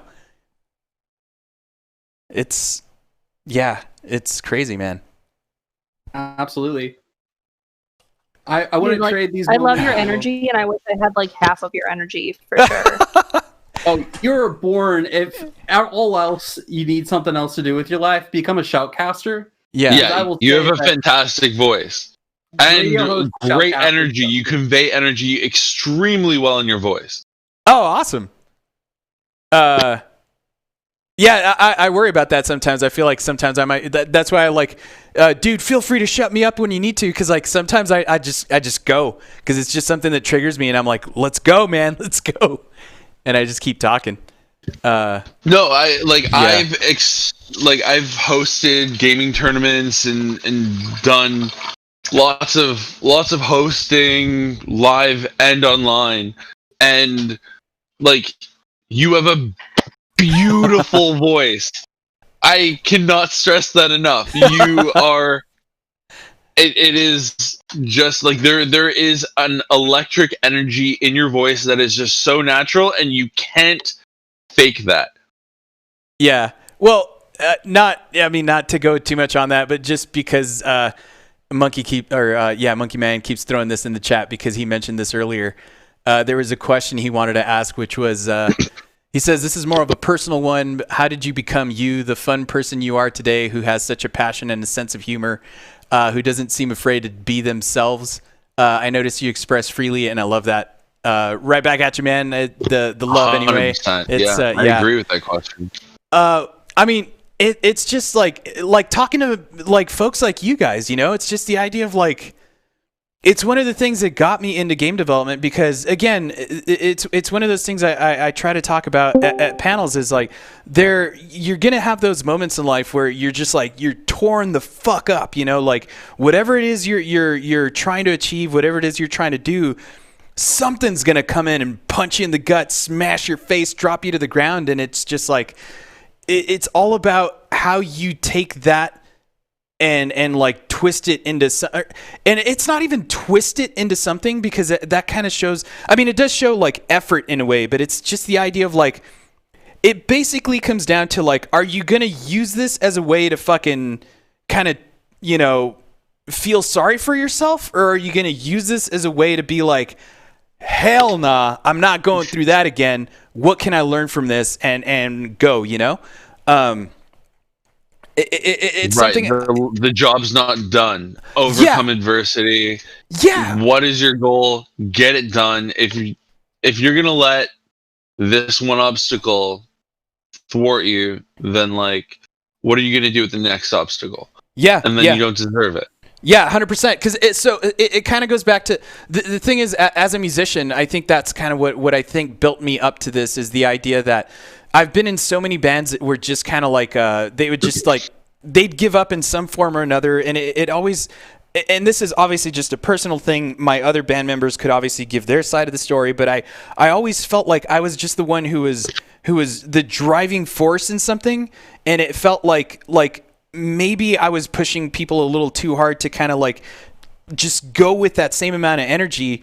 And one of the things I always point to is the idea that when it came to a point where I had to tell a band member that a terrorist had more passion than them, that's when I realized I'm getting vindictive. Like this, I have no reason to demand this much of this person because they have their own life. You know, they have their own direction in life, and who am I to like kind of demand this of them?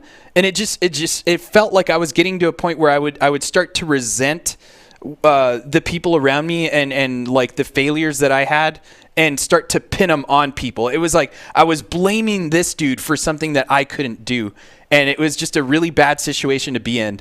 And from that point forward, I just started to think like, okay, I'm gonna do as much as I can on my own, so that I don't have to point at anyone to like blame, like you're not doing the art or you're not promoting the shows as much, because that's not a good situation to be in. Like you have to take some of that responsibility yourself. You can't force other people to be as enrolled in the success of something that you care about as you are. Yeah, and to the point where you're placing blame on someone else that maybe you should own yourself. It's kind of a hard thing to explain, but if it makes sense, even on a surface level. Yeah. I really do have to say that a terrorist has more passion than you is probably my new favorite line. Awesome. That is quite beautiful, I must say. It is quite beautiful. It's something I'm going to use moving forward. I mean, dude, it's a fucked up thing to say, but it's like I meant it full hearted, because it like that was the thing, is like it's the idea of this, like, you know, terrorist, whatever kind of terrorist you can imagine. Right. That person is willing to fucking destroy themselves to achieve whatever fucked up, thing they're trying to do. And when you say that evil fucking dark aspect of someone has more energy in them than this other person who has no relation to even being that dark, like I don't know if that kind of I very hardcore resonate with that statement, because cool. the amount of times I've tried to instill a sense of passion in other people, and for them just not give a fuck, like and even though like them working hard at something would benefit them as well, they're just like so like DGF about it. Like if I can jump in here, absolutely. This is the perfect spot for me. I am a hype machine. JC, you remember Bon Hunter from Berserk, right? Y'all were catty quarter. Fucking A. Yeah, that's my boy, man. Absolutely. He can vouch for me and the level of hype that I have. I can get excited about almost anything and everything. And it can be so disheartening at times when someone just doesn't feel it. They're just not into it. It's good music, a good build up, a good drop, a great layering. Like I get goosebumps. I cook with emotion. I'm an improv chef, and if I'm not feeling what I am cooking, I never taste what I make before it's done, because I trust myself that much. Oh wow! And I can surprise myself. Sometimes it doesn't turn out as great. Sometimes I can learn. Do what? I said, ooh, risky move. Like I went to chef school and I've worked as a chef as well. Like. But I'm familiar with what I have and with what I can do, and with, for example, my nose, and just being familiar with that. It's very satisfying to know what your abilities are, what you can do, and I might take inspiration from something else. But some of the coolest stuff that I've done, for example, was a smoked pico de gallo sausage, which I steamed and then lightly pan seared, and then put it with a marinara sauce and a 3 kind of noodle pasta. And I immediately, without even trying it, I put that shit in the fridge and let it cool. And the cool temperature helped balance out the heat and the acidity from the sausage, and it turned out beautiful. So awesome. it's it's knowing what you know and believing in yourself, and other people might not understand that. Oh, you yeah. know, I can tell you to play me a random song, and you might have no idea what the hell I'm talking about, but a lot of my friends know about it. Mm-hmm. Doesn't mean you aren't on a level of a different area, but being so much into hype, that's one of the downsides of it, is because there's not many people that could be like that out there. There's not many people who can share that excitement. Like people say, caps lock is cruise control for cool. No, caps lock is not enough for me sometimes. Like there's times when I just want to scream, like I'm so excited. Like I don't know if you saw the last message I sent your DMs. When you like talked on Discord? about Twitch integration with Silo. Oh, right, yeah. No, I haven't seen those yet. You don't need to read out loud. You don't need to read out loud. But if I could put that in a 72 font, I would. Okay. Holy shit, man. Yeah, I'm super hungry now. Thank you. Oh, yeah. Yeah, 100%, man. Yeah. But I totally get that. Like, I'm the exact same way in my day job. Like, and I'm not truly passionate about it. Like, I'm passionate about it because it pays my bills and I'm good at it. 100%. But I know what everyone's capable of. And they just don't live up to the expectations sometimes. Some people just don't feel it. Yeah. And that's okay. Yeah. That's perfectly fine. It might suck with your collaborating with people, but they might bring something else to the table. And you have to know, hey, I'm that guy. I'm the hype guy. Other people can be like the more serious guy. Like, to me, I think... And you need that. Yeah. Balance. To me, I think like that's where we differ a little bit. Like, I don't always exude hype. Like, I'm not... Like, I'm hype on the inside more often. I show it through my effort. And but at the same time, like when it comes to other people that are involved in a project that aren't super,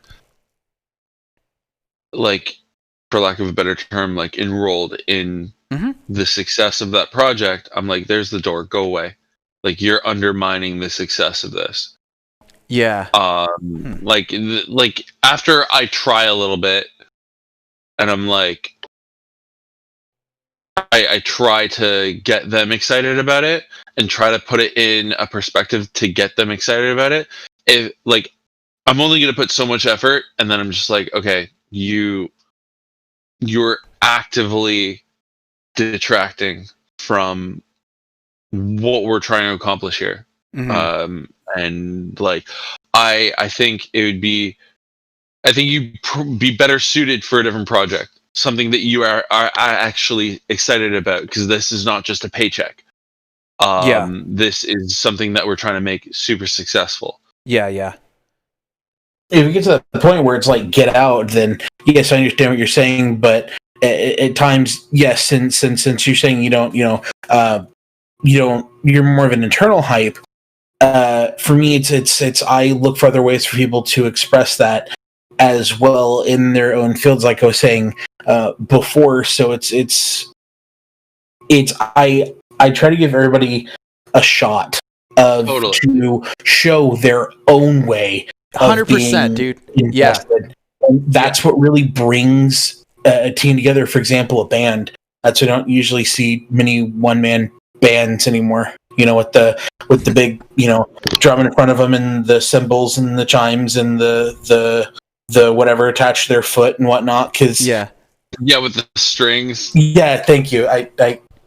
I can't think of any other way to describe it. But I totally know. I'm picturing it in my head. I know exactly what you're talking about. The accordion in the back of the knee kind of thing. I don't think I've ever actually seen one, like a human version. I've only ever seen like cartoons of it. Yeah. Oh no, I've seen them in downtown Detroit for sure. Oh yeah, yeah, downtown like cool. San Francisco cool. And stuff also. Yeah, well that's kind of be able to own that many and carry that many instruments just seems a lot. It's kind of one of those reasons. I think like someone brought it up in the chat, or somehow it came up. The idea of the videos that I put in the game that show the one-man band stuff that I do is also meant to kind of like show show the idea that, you know, if you're one person, you can still do a lot, but you have to be willing to own those decisions because, you know, a lot of people don't want to play on their own because either they think that's boring or they basically just can't do it. But, you know, it's something, a bygone era. Yeah, but it's something to just show that, hey, it's possible if it's something you want to do. But that's where people realize it's like, okay, well, I just don't want to do it that way. And then it's like, okay, well, then if you're gonna bring more people into your project, then you're gonna bring more responsibility on yourself to make sure that those people know what they need to do and know that it comes with the responsibility from them as well. You know, it ties that whole thing together of collaboration and everything. Yeah, man. And I think a side note. I was just going to be a side note for you, Josh, aka Monkey Man over here. We didn't properly introduce you. I know that JC knows who you are, but yeah. Courtney and Nate, this is Monkey Man just because of Nietzsche and the introduction from Nietzsche and through Xylo, and the Xylo Monkey relationship. And you said my video apparently like really inspired you or something. My intro video. Are you the eye tracker one? What? No, I'm talking about the intro video for season 2. He had the monkeys on his shoulder. I had the bananas at the very beginning. Bananas, yeah. Wait, what? Do I have to see this? What was this? You do have to see this. Okay, I was gonna send say you have it. Yeah, I'll send the link when I find it. Okay. I'll grab it in a second. Yeah. I was going to do the proper introduction. Josh actually played in the Final 5 Gauntlet. He got tied for 4th place, so he's made it from start to finish of the game. So we got a good old legacy player right here for you, for one. And two, as he said, super hype man, super great member of the community, and helps keep the community alive and strong. I'm always shocked that even after the show's over, we still have a community going on. So I want to say thank you for that. And I'm going to be back into the backdrop trying to find that video for you. Of course, awesome. And if needed, I can probably dig that up. But what I was gonna say is that with the whole one-man band thing, if you want to modernize that, it's just layering. Yeah. Like those acapella singers or Smooth McGroove. Yeah, Smooth McGroove. So, do you know who Smooth McGroove is? No, but that sounds pretty cool. He is an acapella artist who does a lot of covers of any kind of video game songs, but only with his voice. Oh wow! Like, have you played Super Mario Galaxy? Yeah. It's been a while, but yeah. If you can remember some of the songs, he's done a number of cover of those.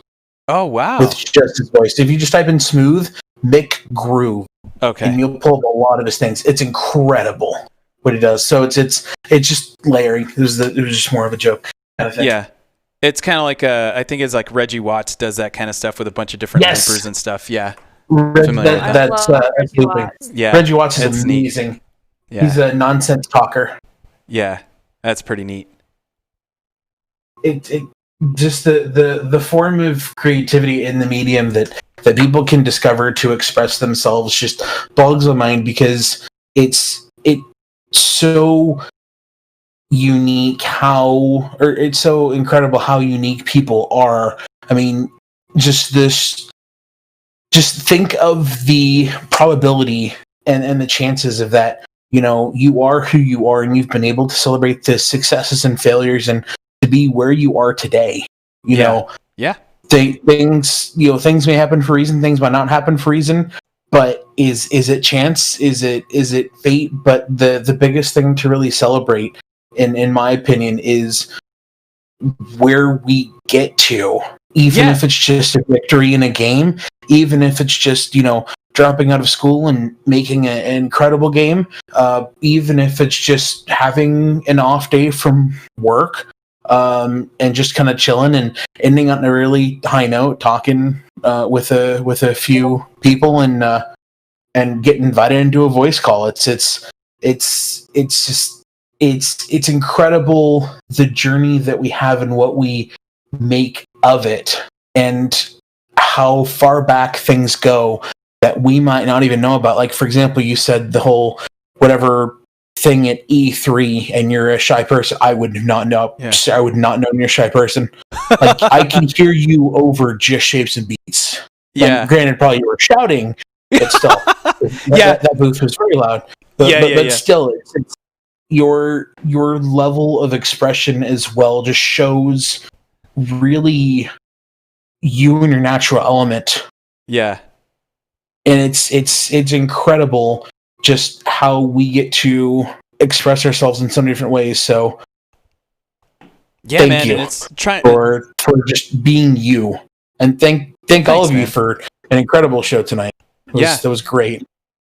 Yeah, this was fun, man. This was like, Courtney, I hope you're proud of yourself for learning what you did and doing what you did and how you just came back from like, oh man, it was just so awesome.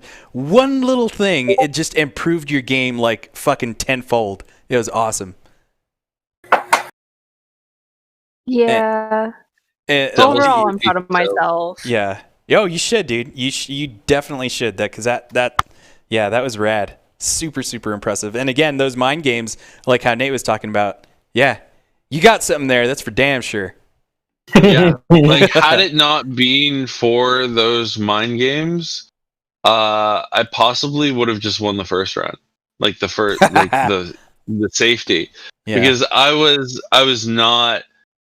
like, okay, I gotta get, because I think of the three, was the only person to get in the hundreds of millions. And, probably, yes. And so, like, it's just kind of... I psyched myself out. Totally. Yeah. Entirely. But part of it is not wanting to underestimate Mojang, and part of it is not wanting to underestimate you. Because my rule going into this after that week 0 stuff was do not underestimate Courtney. Yep. And that yeah, don't underestimate yourself, Nate. You're awesome. Yeah, 100%. All of you guys, like, I think I often, very, very often, am my own worst enemy. I'm excited. In a lot of competitions. I'm excited to see your reaction, JC, to all of the episodes up to this point, because the first time you've exposed to Stronghold was the final 7 going to final 6 competition. Yeah. When we started with 15 players. So there's a whole journey up to this point that I'm going to be excited to see your feedback for, and having that moments, knowing that this moment right now, I guess this is a kind of game dev question, but on a level for a competition series. Sure. How was the initial jumping in point from right now? Were you very lost at all, or did you kind of get where things were going from a guest or viewership perspective? Yeah, so I was a little thrown off at first, but only in the sense that it was kind of like I just didn't want to do anything. I was hoping I wasn't like a wrench thrown into like a really well-oiled machine. You know what I mean? Like, I was hoping I didn't mess anything up that you guys were doing. So that's where I was kind of like, oh, fuck, am I going to do something that is going to throw off their fucking flow?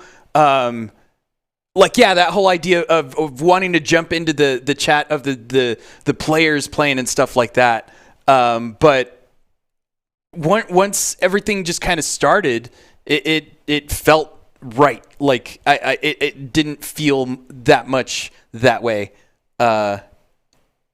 But yeah, I got you. And I'll continue. Yeah, as like an experienced player, like I appreciated the tips, but like as you were saying, like if you feel comfortable doing this, and I knew what my limits were, exactly. So I wasn't taking anything like this is what I should do. You know, like we only had an hour, so I was taking everything with a grain of salt. I'm like, how far can I push this? Yeah, 100%, and that's exactly. Yeah, Courtney nailed it right there. That's exactly. It's what I hope to accomplish when I talk to people about the game. Like, I'm hoping I'm not coming across as like, you're doing this wrong. You should be doing this, because that is not what I want. All I want is again for you to know what is available to you, and if you think you can pull it off, go for it. Right.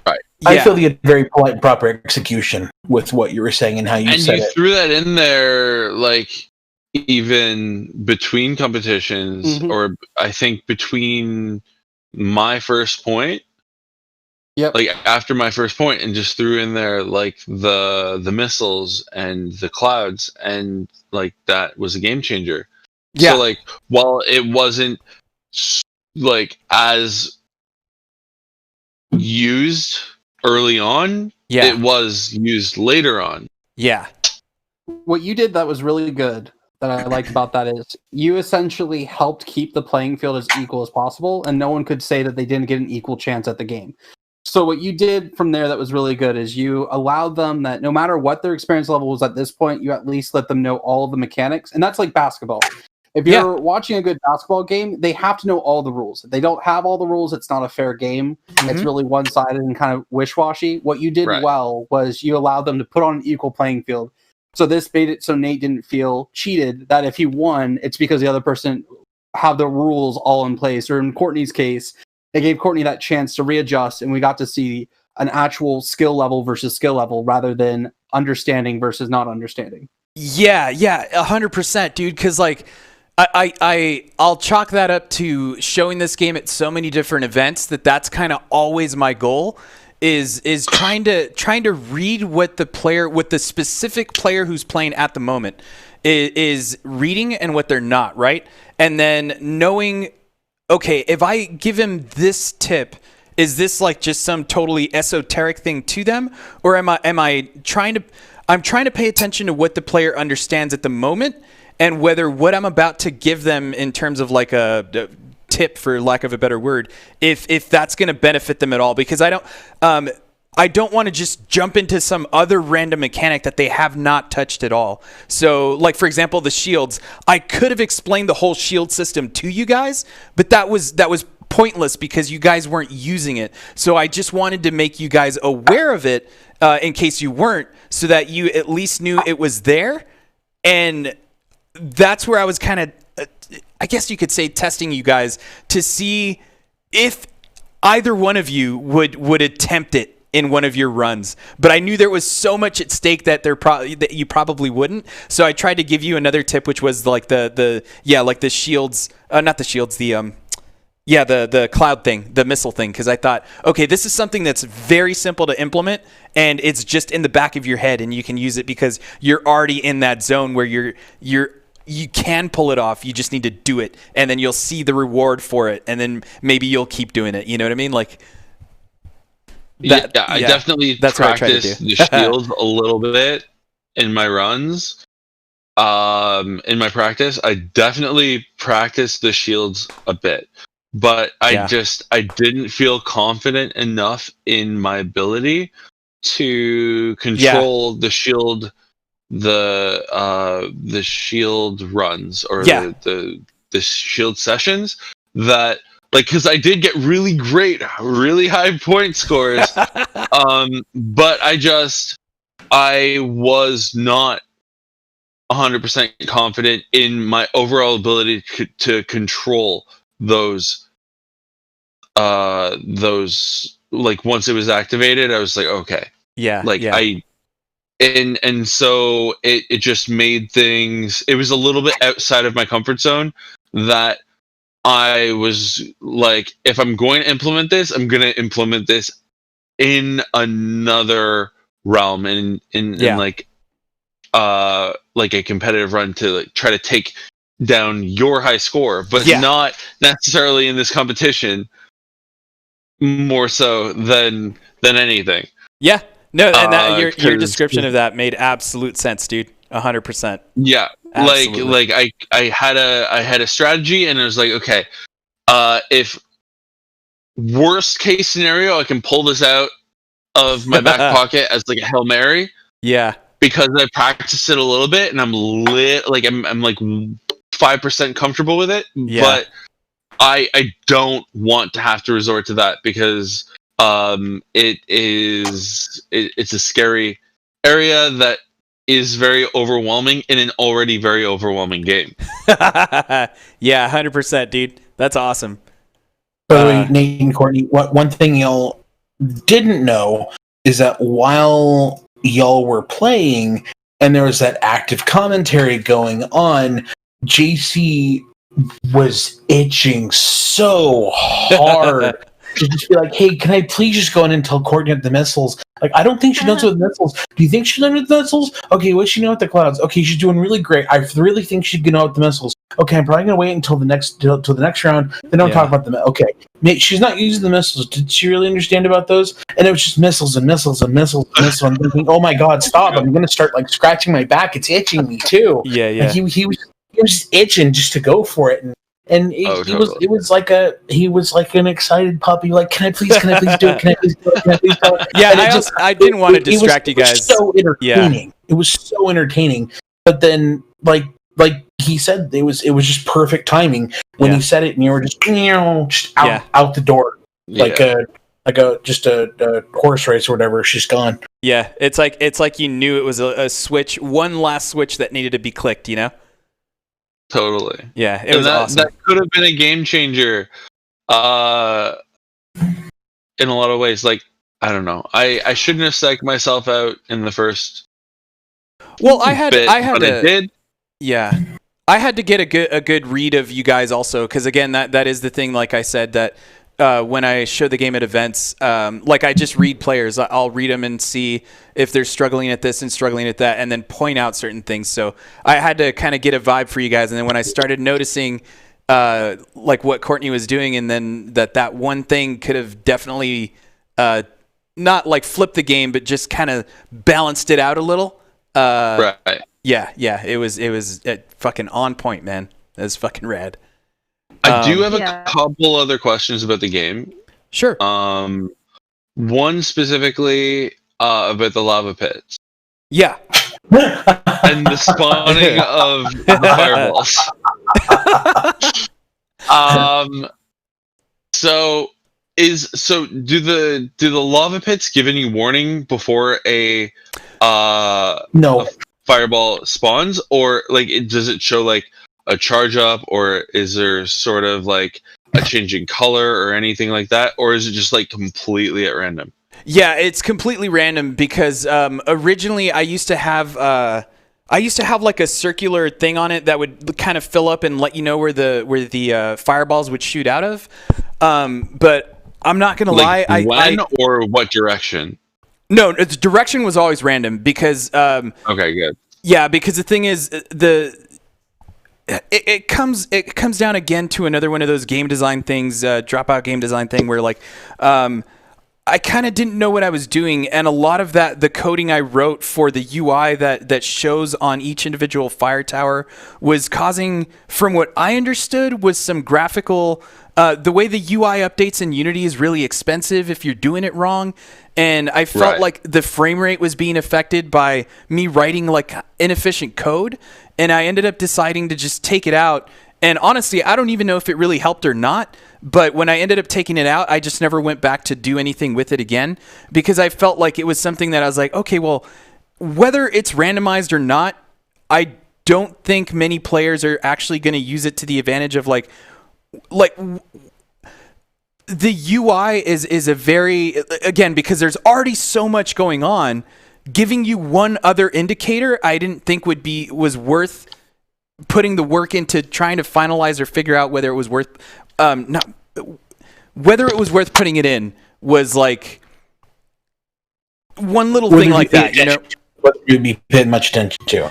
Exactly. I think Nick would have really appreciated it for that, just that one spot when he just was just going, red, just that's boom. It. Yeah, it's like sure you'll appreciate it in that moment, but your face. I'm sorry, I had to laugh just because of you were at the really focused, and then your face kind of just like stopped. Right, my reaction wasn't anger; it was more confusion.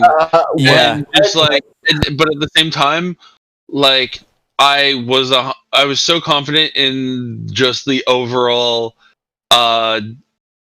like build the flow of the game. Yeah. No, just the build of the game that I knew it wasn't just like a random bug or a random glitch. I was just like, oh, I died, and there's a reason I died. I just want to understand why I died. 100%. Yeah. 100%. And so like I had total confidence in your build. Like I wasn't angry. I was just like, I don't, because that happened to me once while I was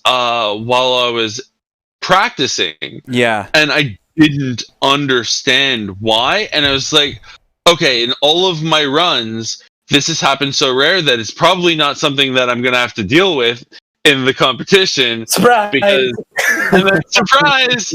Oh yeah, just got cock slapped right. Just, Yeah. Yeah, and that. But at the same time, I didn't ask the necessary questions, and I didn't know I mean, you didn't know it was a thing. Where to turn for the question, but like I didn't know why I died. But once I found out, I was like, oh, all right, well, that sucks. And then from that point on, when you danced next to a lava pit, I cringed.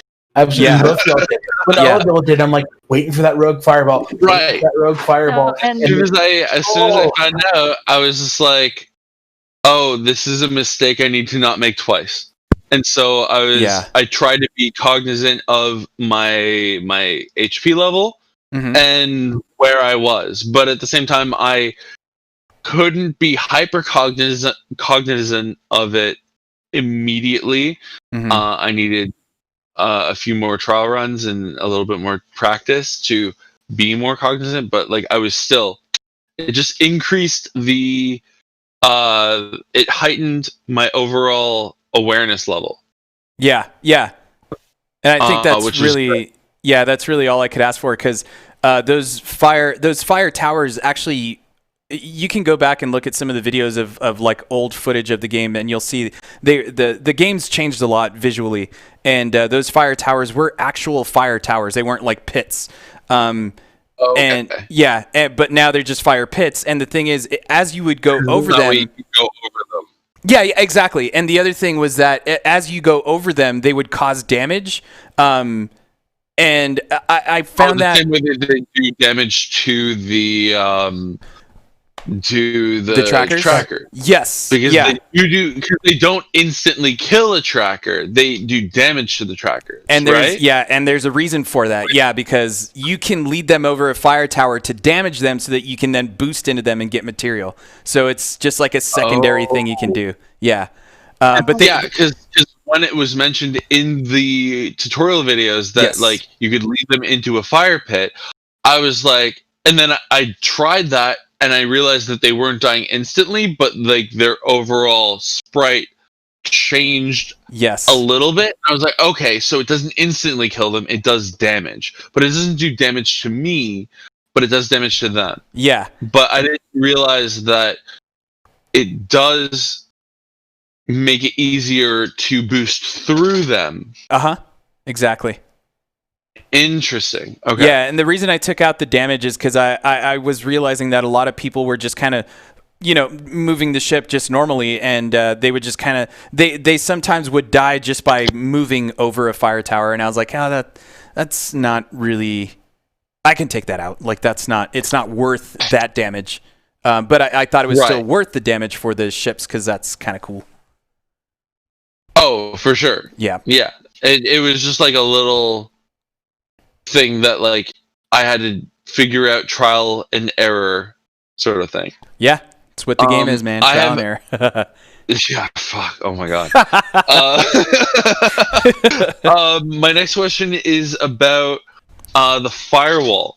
The firewall coming in. So like there were certain instances in the game, both in practice and in competition, where I was trying to figure out, or where there was sort of a lull, where like I was in complete control of everything, and like the rate at which the trackers were spawning on the left, and me getting the resources on the right, and everything. After I got all of the parts to be able to extract successfully, and it was in my mind several times where I was like, could I artificially stimulate a firewall? Yes. By just sitting in the safe space and because I know from the times that I accidentally stayed in the safe space, that that the firewall, after eliminating the firewall, would like come back or whatever. But I was wondering if there is a limit to that, or after you limit the firewall, as long as you don't stay in the safe space again for the full bar duration, does it stop and go back to its normal interval, or does it just create this domino effect that messes you up? So I know there's a bug in the game with the firewall. It doesn't necessarily relate to what you're talking about, but there is a way for you to kind of glitch it to where the next time you start a new game, the firewall's activated in the sense of the boundary, like from the design side of it, where you're going to die instantly. And I can't quite figure out what that is, but I think it is caused by the idea of kind of activating the firewall yourself and then being within that time limit of the 4 minutes that causes it to come in automatically. I just haven't been able to nail down exactly what happens, but it happens so rarely that it's hard to track down, right? Even more rarely than the random spawns in the fire lava pits. Yeah, totally. I haven't been able to fix that yet, but because it's hard to reproduce. But I never ran into it in my practice. But, okay, good. But it could be a strategy to activate the firewall to get the multiplier, knowing that you have the parts to sacrifice. Absolutely. Okay. Yeah. There's a reason for that. Yeah. 100%. So that's why staying in the safe space was for too long activates the firewall and just gives you the okay. Yeah. That's really, I think that's really brilliant, actually. So, well, thanks, man. No, because like it was in the back of my mind several times throughout the competition, and I was like, should I just like I haven't tested this. Yeah. And I didn't want to delve into that area of that unexplored area. Yeah. Right away. Yeah. And I was just like, okay, I'm not going to go into unexplored territory too early. Yeah. Or just like in like a high stakes high stakes competition like that. Yeah. Even though like that was my Hail Mary past using shields. Dude, that would have been one hell of a Hail Mary. Like, yeah. Absolutely. That would have been one hell of a Hail Mary, because that's exactly what you can do. But it just like everything else in the game, there's a positive and a negative to everything. So even though 100%. even though you're getting that bonus, pay attention to how many parts you're sacrificing. Yeah, totally. My next question about the firewalls though is, if you artificially activate the firewall, does that change the time interval that the firewalls are activated, or is it always like 4, 8, 12, and so on? Yes, it's always 4 minutes. Okay. Yeah. Okay. Also, so like, yeah. There's another way to activate the firewall, which is if you stop moving on the right side, it'll also cave in if you sit there for I think it's a minute and a half. And that would be extremely difficult to do just alone. Well, so you'd be surprised. Is that the reason I did that is because there are people who only focus on one side and will just shoot, and then look over here and then do something and then come over here and shoot. So they're very one-sided in that sense. So the reason I did that is so that people who forget about this side will be like, oh shit, there's something to do over here, because it'll just wipe them out. There's so much going on both sides. Yeah. Like I find that it would be so difficult to stay still for a full minute. Like, that should be an achievement. Yeah, right? Yeah, 100%. So I was actually going to ask you guys if either of you, any of you who have been playing, if you have blacked out yet on the left side. Oh, 100%. Okay, because I was going to say, I'm surprised. That to happen. What's that? I never allowed that to happen. Good. No. Okay, good, because you'll learn the hard way not to do that. And that, it is, the way you say it is very costly. Yes. The best way to put it, because I think it costs 3 parts in order to reactivate the left side. Yeah. It's 3 parts and then all of your material that you have at the moment, I think, if I remember correctly.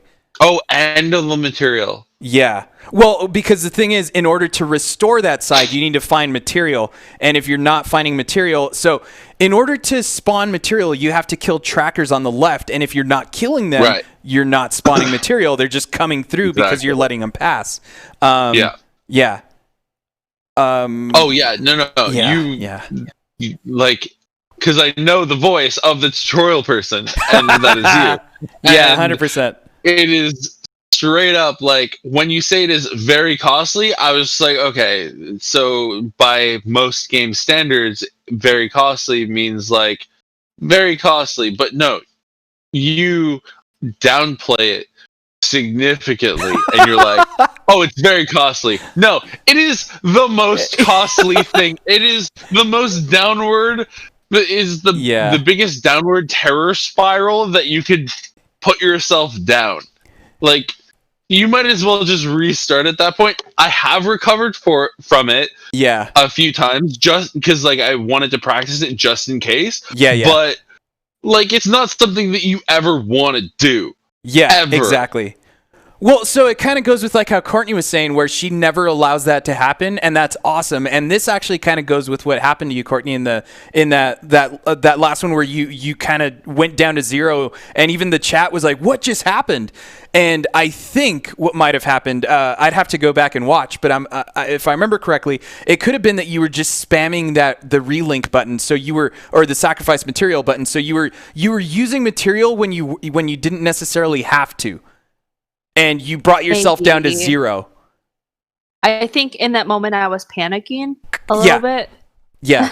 So smashing buttons. Exactly. And that might have been what happened, because that dropped you down to 0. So your material was 0. So you were multiplying by 0, which meant you had no points. But the thing is, and if you guys didn't catch this, is the destruction on the left side, all of the points that you're getting are permanent. You're never going to lose those points. You might lose points overall where when you're shooting, like the guards and all that kind of stuff. But your points are going to stay. So long as you get material, you're going to multiply those points. So all you had to do is recover material. That's it. And you would have been, and you actually did do this. But I think at that point, it's like you were saying, you lost a little, you might have lost a bit of confidence in yourself. And that's kind of where you got distracted, which led to your demise, ultimately, I would assume. But yeah, that's all you had to do, is just recover your material. You're back in business. Yeah, I noticed every material I got, my score skyrocketed. Yeah, so I was even telling my husband afterwards. I was like, I maybe needed like 10 more material. Yeah, and I would have had that. I'm like, I screwed up. Yeah. I mean, that's the thing, right? Lesson learned. Now it's like the next time you jump in, you know what to focus on. And that's kind of what I was hoping to accomplish with the game, is like every run, almost kind of roguelike, not necessarily, but in the sense that every run you learn something new, is the hope anyway. Oh, that's for sure. Yeah, every run you learn something new. And this is kind of where the whole tutorial thing came into play, where I was like, I had a tutorial in the first couple builds that would introduce you side by side, like full screen. Like it would show you just the first side, then it would show you the other side, then it would put them together. It slowed the game down too much. Then I did an audio thing where it was it had both sides on at the same time, but it would stop and it would show you some text and be like, the usual thing that you would expect. But it's like, I personally hate those tutorials in games where you it stops you and you have to read stuff, because it goes with annoying, super annoying. I 100% agree. Right, but also at the same time, it goes to the acronym of the game, which is ADHD, where it's kind of the thing of I'm very ADHD, and it's hard for me to stay focused on something. And when there's a bunch of text, I just I turn it off, and I'm just like, and I just kind of like. But you lose out on whatever that the tip was, So it's kind of like it was hard to decide on what tutorial would be good for what player. And again, being a one-man dev is like, where am I going to put all that time? And I was like, I'd rather put my time into mechanics and just destroy myself at shows trying to explain this to people so that they could go home and tell their friends, or hopefully in the time we live where it's like people are streaming games, they could stream the game and other people will learn by like it worked with Nate. He saw a random video of someone he had I'm assuming had no idea who he was, and just watched the video of someone doing an eye tracker thing and learned the game on his own, it's kind of a double-edged sword, because then like I'm thinking that's possibly what turns people off when they see the game, and it's not selling very well for that reason, where it's just it's intimidating, and I own that 100,000%. And I'm just hoping intimidation can be a pretty big mountain to climb. Yeah, totally. But if you get the right people like that are hyper competitive, especially when it comes to the lost art of high score competition. Yeah. Because I'm assuming you come from like the arcade days, which I miss and love, because as in your game, arcade is not dead. Yes. Yeah. Yeah. 100%. That's where you won me. Hell yeah. That's one of the many areas you won me. Awesome. But that was definitely, I was like, okay, it's a high score based game. 100%. Let's do this. And the more I see your high score being the high score, the more I want to take you down. Awesome, dude. Yeah, no, that's rad. That's awesome, dude. But that's just the nature of the arcade days, and that's what I miss.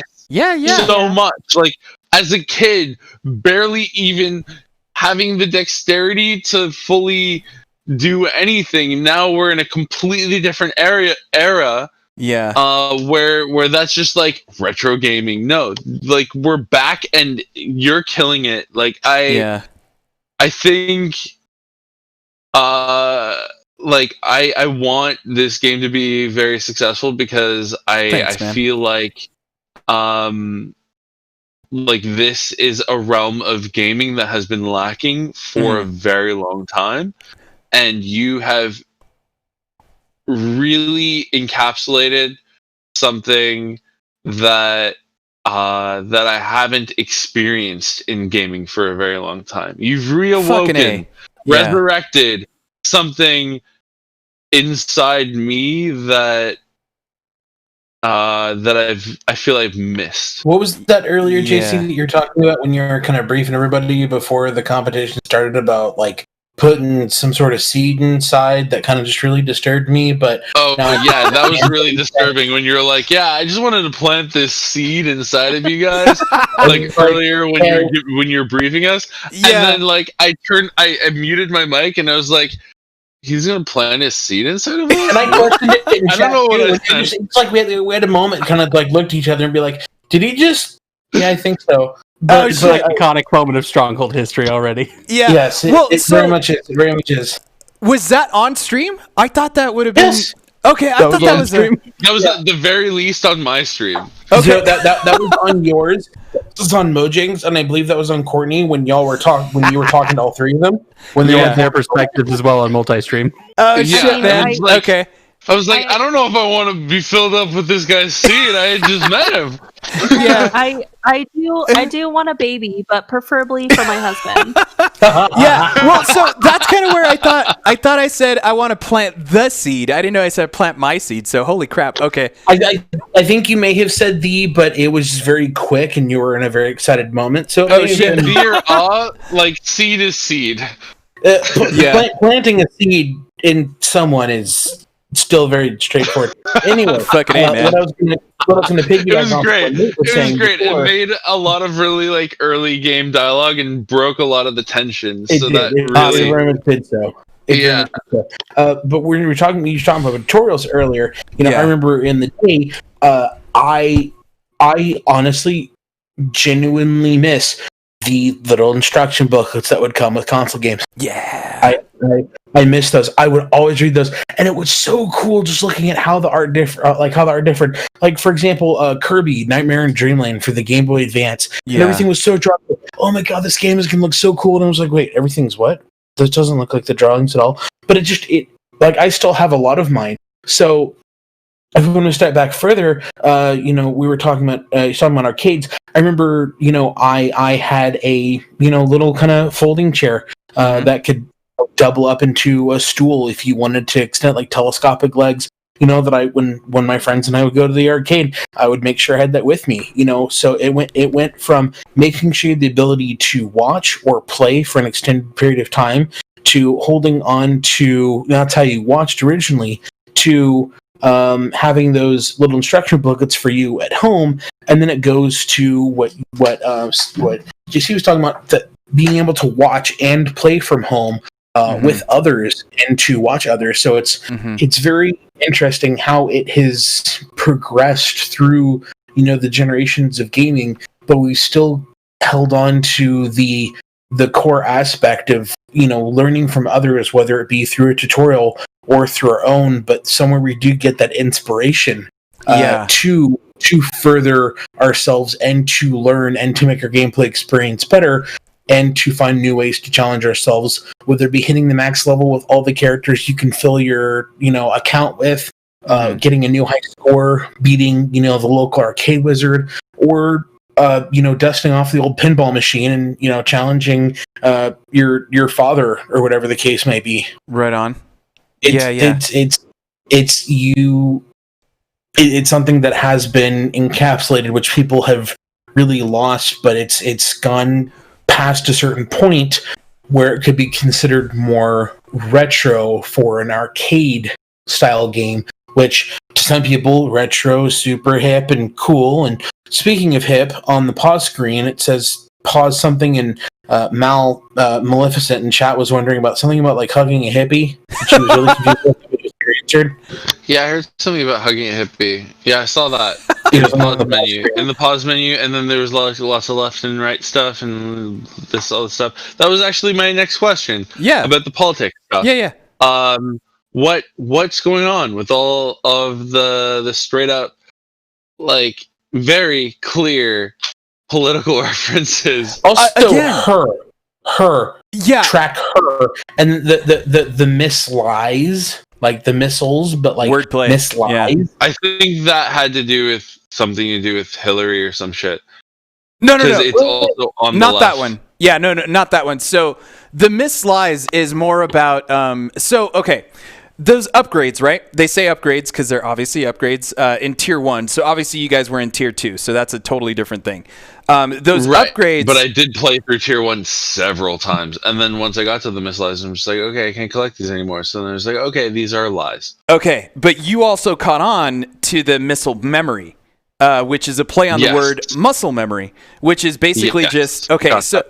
They're mislies because I'm hoping that word like will get you and be like mislies, missiles. Like they'll see it first as missiles, and then you understand that okay, now I've got missiles, which is the double tap of the trigger. And if you'll notice, you'll notice that when the missile hits a mislies, you still nuke the screen. But again, this goes back to the shields mechanic, because when you have your shields active and you shoot a mislies, it instantly kills your multiplier, but you still nuke the area. If you shoot a missile memory, then those are actually going to automatically chain your multiplier, nuke the area, and kind of like give you a real brief sense of like relief because you're clearing out a ton of enemies at once. Again, this goes with the shield system, because the shield system is going to cause all this chaos, and you want those moments of like, let me just nuke this fucking screen and forget about it so I can look over here. Was it political? Sounds like a hint to the collusion narrative right there. What's that? Oh, It sounds like some narrative towards the collusion narrative. Yeah, So no. Is any of that political at all? Not the miss lies. No, that was just a play on the word again. Missiles, miss lies. Nate, I think you dug really too hard into that one there. But that was really good.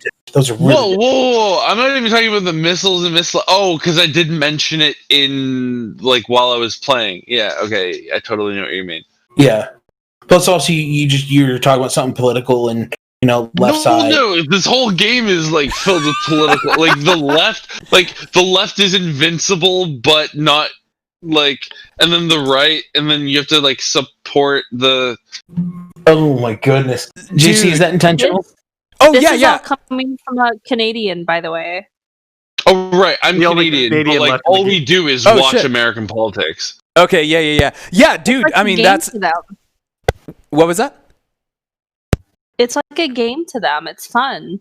Yeah. No, it's terrifying because it affects the rest of the world, including us. So that's actually intentional with the political stuff?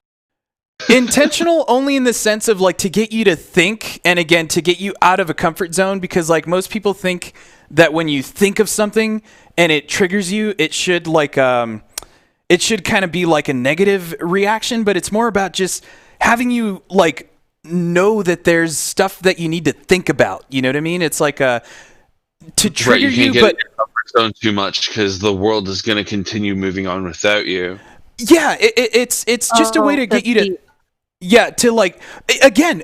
These are it goes back, dude. I could talk to you guys about this stuff for hours because the idea is the whole purpose of the game, and I've only had maybe 2 or 3 people catch on to this.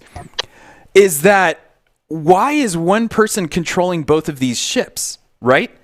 So the idea is that you are like the mysterious connection between the relationship that connects 2 people together. Like you're the one who's holding these 2 things. And again, this goes back to the her references that I think it was Frank or Josh or one of you guys brought this up. Call me Monkey Man. It's fine. Call me Monkey Man. I like that. The what? Monkey Man. Okay, yeah, cool. All right. So Monkey Man, you're the one who brought this up, I think, earlier, the idea about the her references. So this is kind of getting a little personal, which I don't mind. I just hope it's not something that like throws you guys off or anything, but is the idea of like in my life, I feel like the most important thing in my life is like my girlfriend at the moment, right? We've been together for like 20 years or so. Going on. Thanks, man. Yeah, sincerely. And that's kind of the idea. It's the idea of she is the most important part of my life, and in the game, if you just want to kind of extract it, is the idea that she is the most important part in the game, and that's why she is the only one who can take damage, because you're the one who like you kind of think you're invincible or whatever, but you're by letting things go, which are the trackers, you're causing her more issues and more problems to deal with. So you have to deal with all this shit that you kind of have coming at you so that you can kind of keep her protected in a way. That's kind of the connection there. There's only like been 3 people who've brought that up to me because it was a conversation we were having about fucking life, I guess it was. And they're like, oh my God, is this? And they caught onto it. And I'm like, holy crap, I can't believe you caught onto that.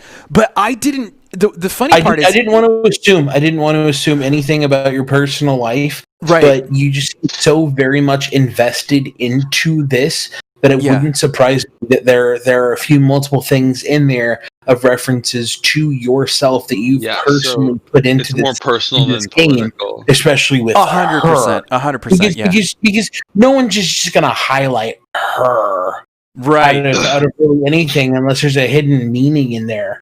Yeah. There is the occasional him, though. I think maybe that was to balance it out too, right? Mostly in level 3. I think there's a lot of him references. Yeah. Right. Yeah. And that's basically just to, and also, I don't know if this was obvious at all, but the colors are blue and red. So it's like her kind of blue, red kind of, Right. So just random little things. But the funny part though, and this is the weird part actually, is when I started making the game, that wasn't intentional.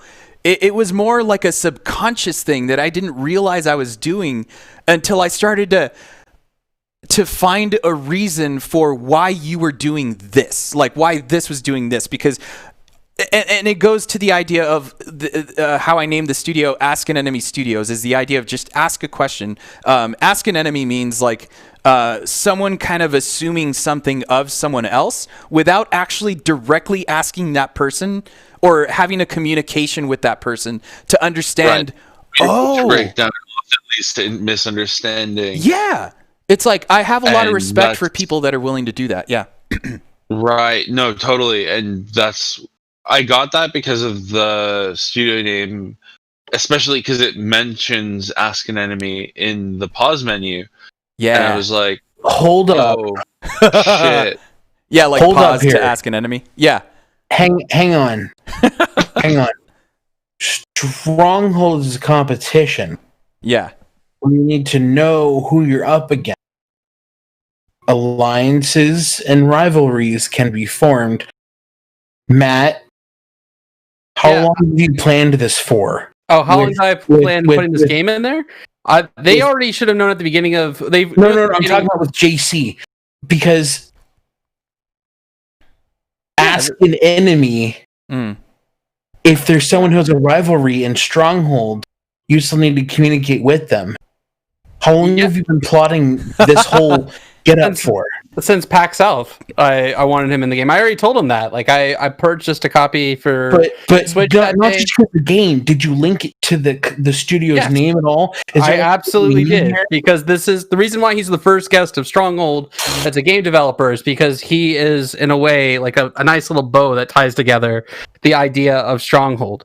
And it's this idea of the ever-moving door of unknown between everybody, and they have to keep asking people. And a lot of what January 2020. A lot of the dual hand disaster part of it was the idea that you have to multitask and you have to be in two different areas that are not really associated for your brain. It's almost like left brain, right brain as well, which is part of the thing for that. And even Stronghold as designed now in season 3 takes a lot of inspiration technically from dual hand disaster, when I was sitting there trying to play the game and figure out the gosh dang tutorial and I couldn't figure it out. Yeah. Because I knew at that moment I needed a org competition and a gaming competition right beside each other every single time. And I needed them to play off of each other in some thematic theme. If you guys have caught on so far, every single competition's had a theme. This one was risk versus reward, because at the end of the ruler competition, you had a temptation that allowed you to do risk versus reward, where you could steal from your score in the final 5 to hurt someone now in the final 7. I actively did that because that's an allegory for dual hand disaster. Bro, I feel like Indiana Jones right now, but I just uncovered that. Like, and that's awesome. Oh my goodness. It's one game designer to another. Like I went from early game seeing Courtney as this massive rival and like trying to figure a way to target her the entire time, to like her being my greatest ally and wanting to team up with her and learn from her and like wanting to see her succeed. And that's why one of the reasons this elimination is just like the last one. Like it's great because I get to move on, but at the same time it sucks because now you got Mojang. Really, I hate that I eliminated somebody that I genuinely like and care about and want to continue in this game with. Yeah.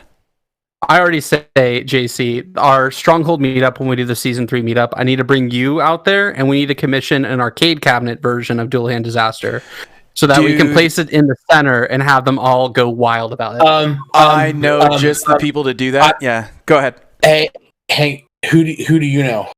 Well, 2 people technically. Actually, it just depends on who's willing to take the load or whatever. But obviously, Hunter Bond. Yes, I know Chet, and I know I was going to say Bun Hunter because I know he does all that handicraft stuff. Yep. He's the guy has made bar faces to it. Like, oh my god, I was going to say Bun Hunter. You and me are we're working at the same level here. The question is, how are we going to fly him out? Well, but be fully aware that. Oh, yeah. Continue. Oh, just really quick. The other person is some dudes who worked on a game called Armed and Gelatinous. They're a studio called 3 Flip Studios. The reason I would bring them in is because I've actually been in contact with them about kind of doing this like more full on, because they have actually made arcade cabinets for their game in LA that are actually like making money for them, that they've actually put into bars and places like that. So they have they would have more of the functionality side of it, where I think Hunter would have more of a physical presence of the arcade machine. You know what I mean? But wait, you said L.A.? Yeah, the 3 Phillips Studios guys. Cali? So Hunter was in San Diego last time I knew. I don't know how far apart those are offhand. Oh, it's like 3 hours away from each other. But I don't know if he's still currently there. Is my point. Yeah, but that's perfect. Yeah, COVID's shaking up everybody's locations. I know, right? That's incredible. That's incredible. And the best thing about it is that your taxes as well. I'm Houston represent over here. So, fucking A, man. Yeah. Oh yeah. I got it right here. Texas. Okay. One more question. Can you shed some light on the Russian firewall? Obviously, referring to elections, because you are like you're still on this 4 years or every 4 minutes. Sorry. And the Russian firewall, and then fake news is shouted while the Russian firewall is coming in, and oh my god! Did you just get that, Courtney? A little bit. I couldn't hear that during the firewall, but I do remember you saying during one of the tutorials, like every 4 years, I mean every 4 minutes. Yeah. Yes. So I'm like connecting the pieces right now. Yeah. Hey, are you sure you're Canadian and you just completely nailed that? Am I sure I'm Canadian? Are you sure that you're Canadian and you know, because you're able to connect a lot of American politics with this. So it's not that difficult. I think like, Toronto is like mostly American. Toronto, the thing about Toronto is like we're so close to. I mean, Canada in general, we are very closely linked with U.S. politics, but also next to us or something. But exactly. But also what like a lot of Americans don't get is like the United States is a massive central hub. Like the way an election goes affects the world for the next 4 years. So the whole world watches every election. The whole world watches every political decision with regards to what is going on with international and foreign policy. And like somebody getting elected doesn't just affect Americans specifically. Right. Like we all pay attention to what goes on in our home country domestically as well. From a federal point of view and a provincial, state, whatever you guys call states in whatever other countries anybody else lives in, and then from a municipal point of view. Plus, on top of that, we also pay attention on an international scale, basically to the entire EU as well as the United States. I think it's just because I don't really have, I guess, the balls or desire to bring up politics, or my friends don't either, but I commend you for just calling it straight out, because a lot of people are just really sensitive about that. Yeah. Kind of avoid it. People are, but like I'm the least. Yeah, I'm one of the few people that I know that isn't afraid to ask the hard questions, and also is like, you should. But at the same time, I'm asking questions in a way that isn't polarized. Like, I don't care where on the political spectrum you are. I just want an answer. I want you to shed some light on the overall idea, because like I'm one of the few people I know where on all of my social media I follow and have followers and have friends on Facebook across everywhere that are all over the political spectrum. I'm not going to unfriend or block or remove somebody just because they have different politics from me. Everybody, I believe, has the right to their own beliefs and ideas, and I 100% respect that anybody can have that. That's one of the reasons I respect Joe Rogan so much. Yeah. So I ask the question from a point, from a position of neutrality. That's where I'm coming from. I feel like you could write a thesis paper on a dual hand disaster and politics. I know, right? Yeah, basically. Yeah, totally. Yeah. I mean, it has incredible depth. Can I expect a 40-page paper on my desk by next Monday, kind of thing? Like that's. I mean, I'm kidding. I wouldn't demand that. That'd be horrible. Yeah. That's impressive. How you just pulled up into all this, and here I'm thinking it was just a game. So then jumping on that, then once you're done answering that, or what done, I guess commenting on what Nick was saying, is that what made you to make this kind of game, and where did you decide to throw these things in there, these references, if you will, or these call tos that Nate is picking up on? Right. What came first? The political agenda or the creative vision? No, dude, 100%. So the motto of the studio is gameplay first, ask questions later. Yeah.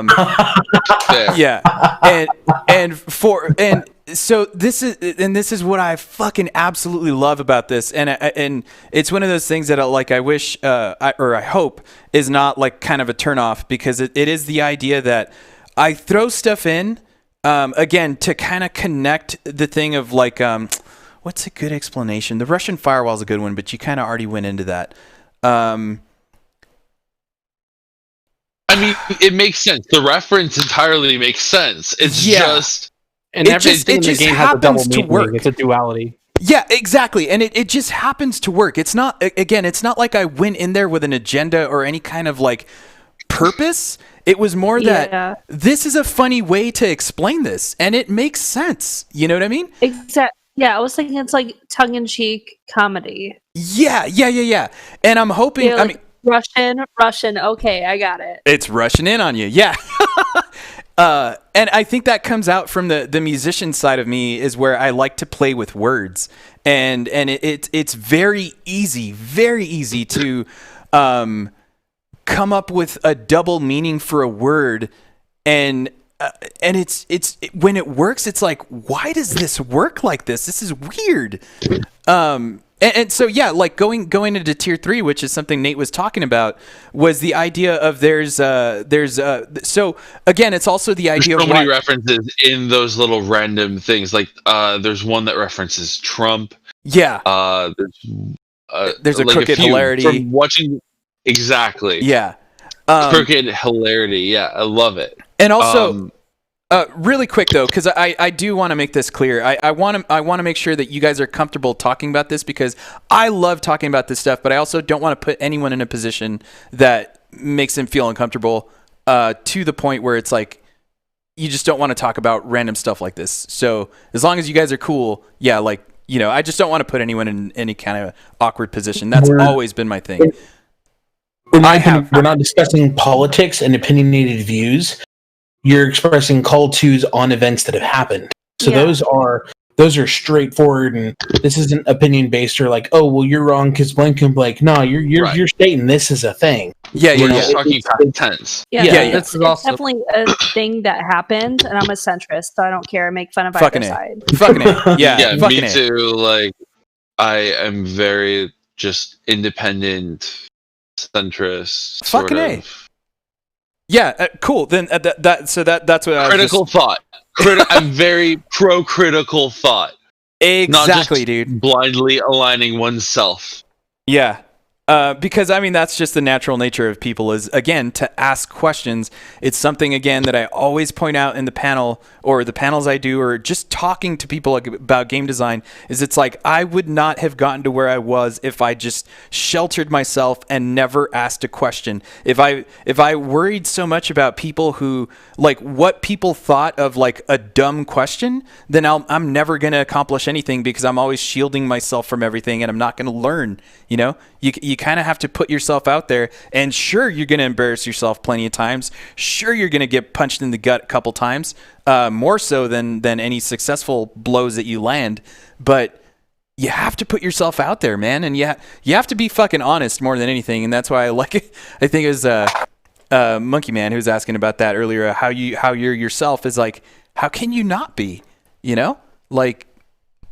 Yeah, sorry. Yeah. Kind of went off on there. I loved how you were worried about like swearing or cussing during the stream. And the first response from us was, I just want you to be you. I don't want you to be fake, and I just want you to just do your thing. Yeah, dude. So, and that's the thing is like for me, it's funny. Like it just comes naturally that I talk like that. But yeah, it's just because like it feels weird. Like the idea of like saying, oh well, Farg this. It's like Farg. What? Like that didn't let you.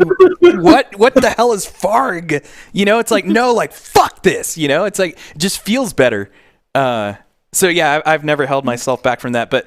Again, I understand certain people. The game originally, the Switch version, I had to go through the rating process, which is crazy. The game was rated M at first because I had So there's a lot of text in the game that I had to censor, and I ended up just taking it out. Like I put random stuff like what's a good one? Actually, I think there's a swear in the game that I just blurted out, and instead I say, "Oh, the boost." I say, "Boosting is your best beep friend," instead of like, and it used to just say "best fucking friend." Yeah, I remember that. And that, but at the same time, had you not done that, it probably wouldn't have stuck in my mind as well. Yeah, you made it memorable. Like I distinctly remember you saying that. And I was like, because it was a standout, it definitely stood out above and beyond all of the other like sort of tutorial videos. Yeah. And so then I was like, okay, cool. Yeah. And so like I put a little bit more of an importance on boosting because of that being there. Nice. No joke. Nice. Like you saying that in that specific way stood out because the emphasis with the profanity made it that much more important. Right. Yeah. So had I said it like super proper tutorial, you probably would have just like read over it, right? Or like just not even listened to it because pressing this button gives you the boost. It would have stood out in my mind as much. Yeah. But then I got it. I understood like the overall why you said it that way. Yeah. Not just or like why you said it that way, which put a little bit less of an importance on it.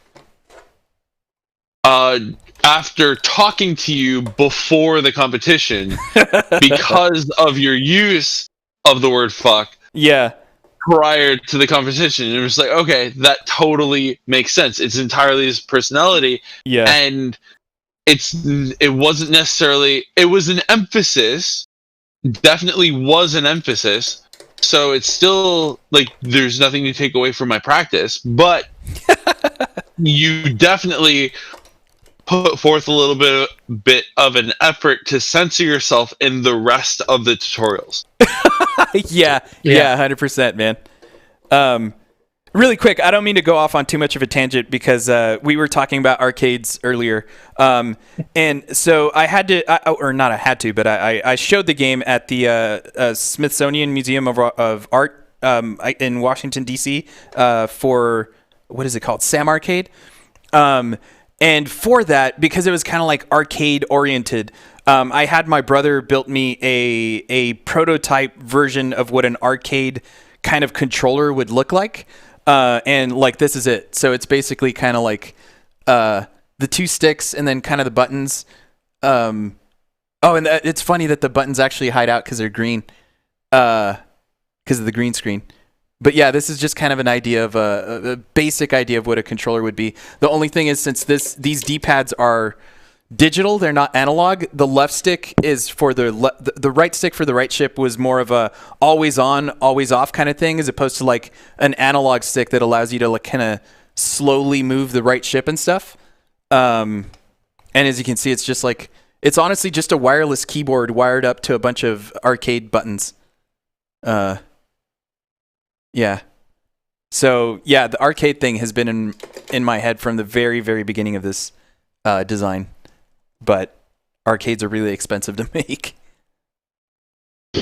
Sorry, I didn't. Cabinet? Yeah. Or arcade cabinet, in general.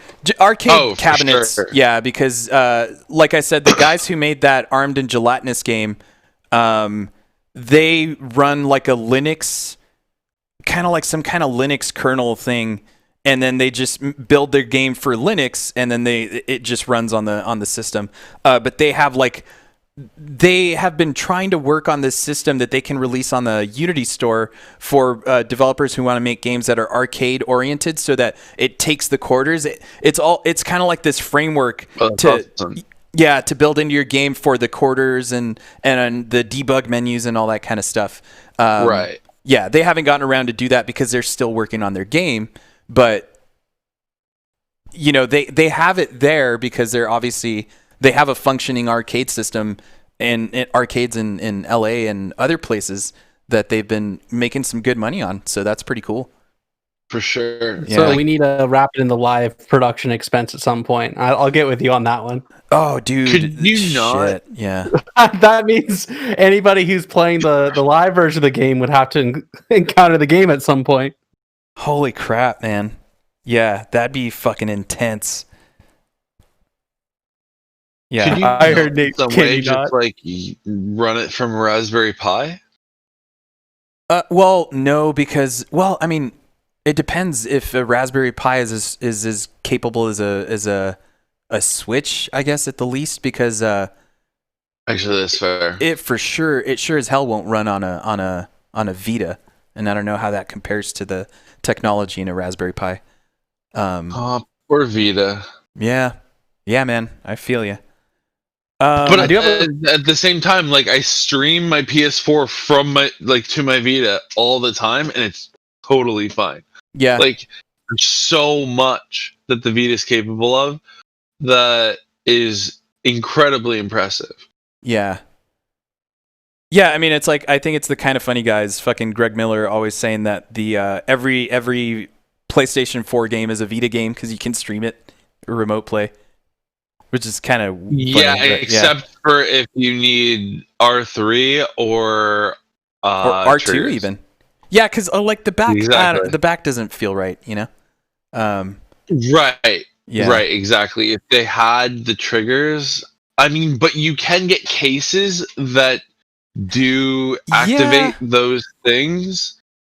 But then you have to rely on the again. This is one of those things you kind of have to think about when you're doing this stuff. Functionality. Yeah, you got to rely on the end user having that specific, you know, whether it's like a PDP kind of built, case that you shove it into.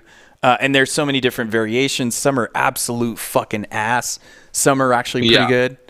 And it depends on if the game has the ability to completely remap the controls. Yeah, 100%. Because, like, I tried to play Plague Story.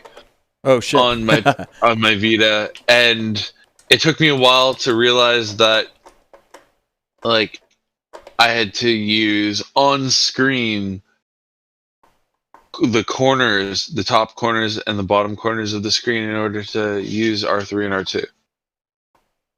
Oh, okay. Yeah, right. Like the front touchscreen. That, man, that's some shit right there. Instead of like the back. Yeah. Touch. bits. Man, I was curious with Courtney, Nate over there. What was going through your mind, or like, how were you feeling? Because this was the first duel we had a live commentator as a game dev watching. How was that feeling of knowing that person was there? Was there any like pressure on it, or what was going through your guys' head leading into this moment and just getting in the chat with him? My God, yes. Man. I've been talking about that for the last like 48 hours. I was telling everyone, I was like, yeah, I have to do this duel, and the game dev is going to be there, so I have to do well. Shit. Not at all, dude. Not at all. Like, I mean, I understand that. Like, I can see that point of view, but like, yeah, I wish I could have been there within that 48 hours to kind of let you know, fucking A, just play it. Like, I don't judge people on how they play the game. I just want them to be the best at it, and I just want them to have. I hope I'm not being a barrier to entry to those tools that I've put in front of you. That's the one thing I would want. You kind of, if anything, you like motivated us for sure.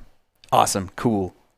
Especially with like the way that you convey your personality through your voice. Mm-hmm. Like how animated your voice is and how much energy and excitement you have in your voice. Yeah. It definitely put my mind at ease in a lot of ways.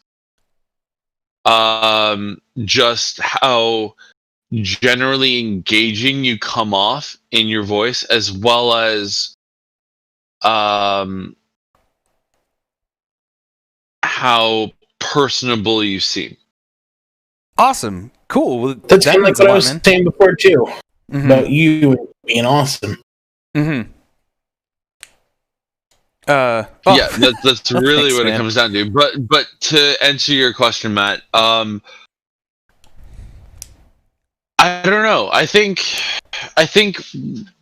what, like, learning about the game, the more I learned about it, and like starting off, I was like, okay, I just gotta learn this game. It's no big deal, whatever. And then like, I realized how much there was to learn, and I was pissed. I was so angry. Yes. I was like, how? Who designs this type of game? I was so angry at you. That's awesome. why, like at the beginning when you asked, like, do you have any questions? It's like, why? Why would you make this game? That's awesome, dude. But at the same time, that was at the tail end of my anger. Then my frustration in general. That was more like when I asked you why, it was the tail end of anger and at the peak of appreciation for what you'd accomplished in this game. Because like, as much as I wanted to be like, who are you mad at? Like, why would you do this? Yeah. I was quite like, the opposite. The more I practiced, the more I learned about the game, the more I got familiar with the game. I grew to appreciate everything that you had done to create such a tight game and create something that is that's really challenging, but also really rewarding to those who master it and who are passionate about doing well at it. 100,000%. Because I was so mad at you. I was so mad at you while I was practicing. I was like, oh my god, I have to play this, and the dev is gonna watch it, and I have to be super polite. But then, like, it wasn't even about being polite. Because I just appreciate I appreciate what you have accomplished, what you had accomplished, and I appreciate this game. Like, it was fun to play, and while it was super challenging to learn, and there was a pretty steep learning curve, I it was a arduous but super rewarding experience, and awesome. I love the hell out of it. Awesome, like man. you killed it, and like my why was more so when I asked it, because I had planned to ask why would you do this, but then it became why, as in like in admiration.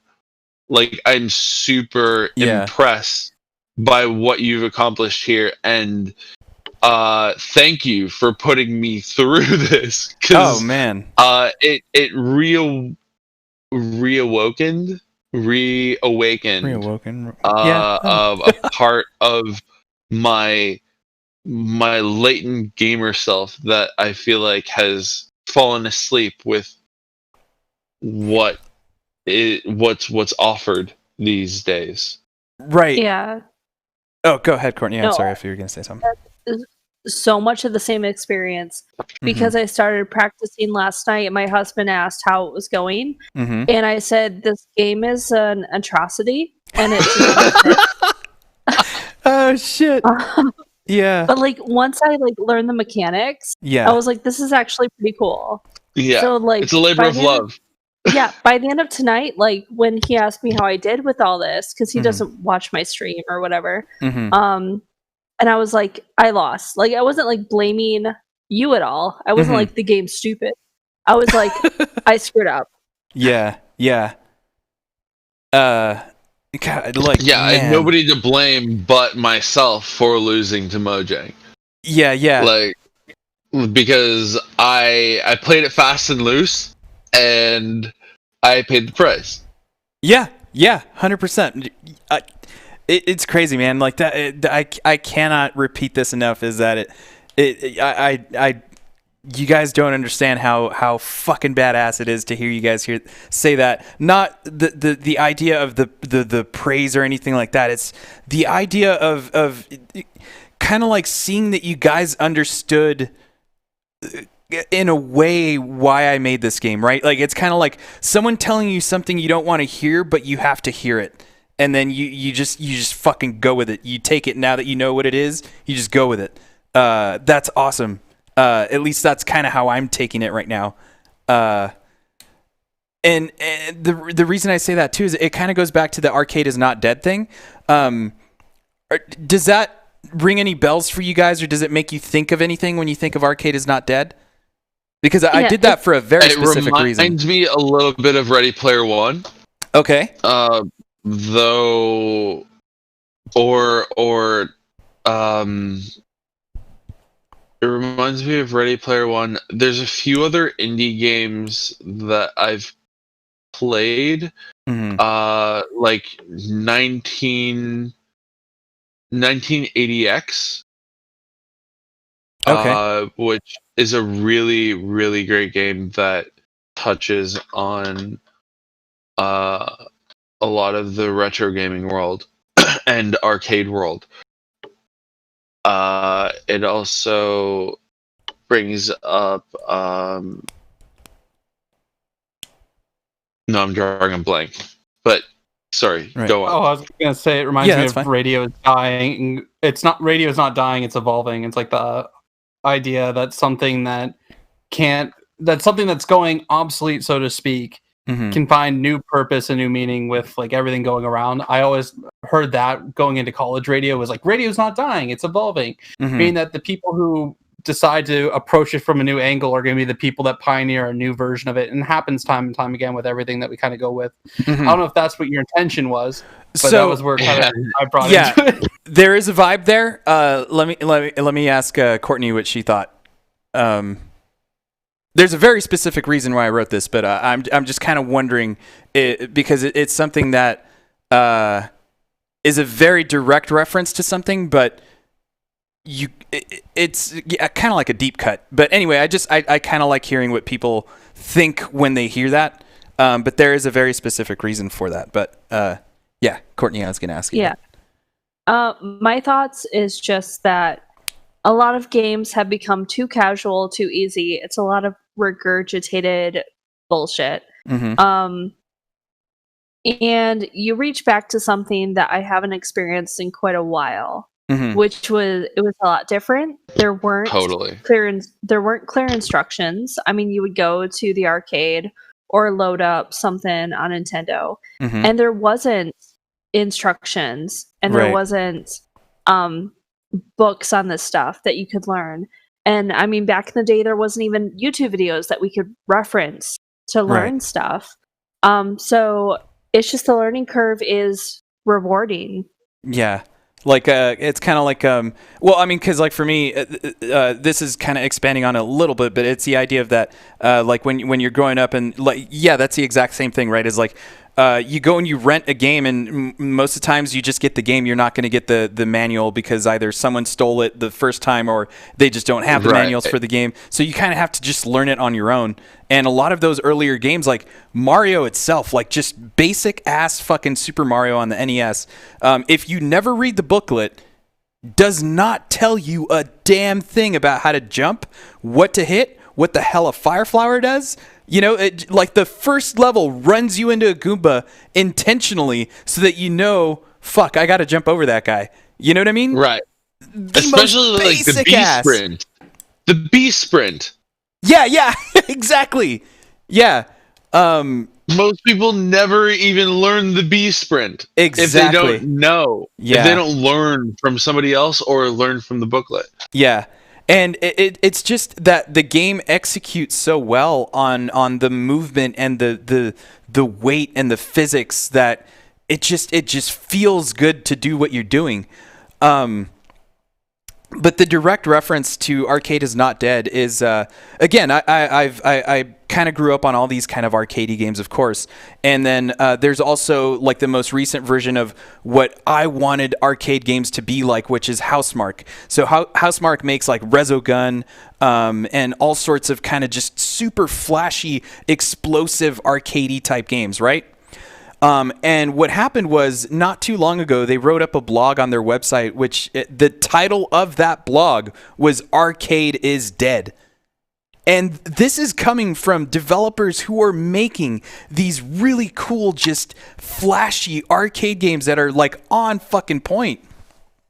That's such a fucking like Scandinavian fucking northeastern Europe fucking thing to say. But that's just like that's the most like modern hipster Viking thing to like because they're like they're a Finnish studio, right? Yeah.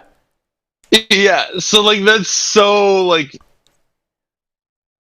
but such a the weird thing about it though is that, you know, they go off on this article about, or this blog on their site about how they're not going to make arcadey games anymore because no one likes them. Like arcade is just dead. Like no one likes games that are just about score. And my thing was, I think like Resogun was probably the one. Actually, it wasn't Resogun. It was Nex Machina was the one that kind of clicked with me where I was like, wait a minute, like it's not that they're not making good games. It's that they're not pushing their own genre. They're not changing up the base formula. And it's like, yeah, you need to adapt and develop. Yeah, it always came down to the score being arbitrary, even though the score was the main part of their game, outside of the flashiness of pixels and voxels and stuff going everywhere. And that's where I was like, oh hell nah! Arcade is not dead. It's you guys who are making these games that maybe just lost your love or passion for it. There's got to be some way to do it, and that's kind of where I came up with the idea of, okay, arcade is not dead, but why is it not dead? And then that's when I just decided to like wipe leaderboards, and that one thing alone is what kind of just started cascading into this like, okay, now let's make some mechanics to build around this concept of fucking with everyone's score. So in the argument, would you say that like arcade is not dead? You've just stagnated. Yeah, 100%. It's like arcade is not dead. You're just using the wrong. You're not building like on the formula. You haven't adapted. You've lost your creative drive. Yeah, there you go. Yeah, like you've reached a level of psychological or mental or creative stagnation. That's it. That's isn't it. Developing that area, that what drove you before is you lost. Yeah, and it was coming from a fan of their games, like someone who loves Housemarque games, and kind of seeing that drop off in energy and just ideas where they never did anything with the most important aspect of the game, which was the score. You can add all these mechanics on the side, you can do all this kind of cool shit, make it look cool, make it explode, but if there's no other I don't know how else to explain it, but innovation, yeah, that's a good way to put it. Yeah, because it's like the idea is and so I didn't, and this is coming from a dude who like didn't even know how to make games, right? But it was the idea of like, okay, if I'm gonna do this, instead of just like, writing up a blog and being like, Housemarque's full of shit, arcade isn't blah blah blah, like I was like, I'm gonna push myself to try and make something that proves arcade is not dead, not just bitch about it on a blog somewhere. Right. So that's kind of been my driving force for the longest time. I mean, how can they say that those things are dead and then, like, just because you're not capable of it or you don't see yourself being capable of something doesn't mean that it is dead. Mm-hmm. That is an incredibly egotistical thing to say. There. Yeah. It's like, if I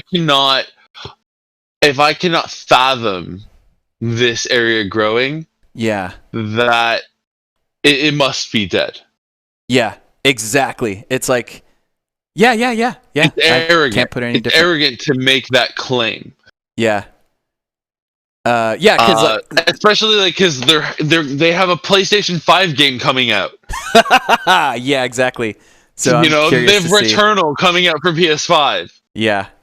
So, I mean, it may not be what they see as an arcade game, but like if they're making a claim that an element of gaming is dead, like it comes off as out of touch. Yeah, that's a good way to put it, man. Because Xylo Freak posted in the chat about it's like modern day shooters being similar for a very a very period of time. I think there's a word missing there, but I get where he's going. But it's really crazy because you think of something even like Modern Warfare, which for me, like, Modern Warfare is the one game that I can kind of jump in and out like without any problems, and just I dig it every single time, and it never gets boring to me, even though it's a very repetitive, very similar. There's nothing.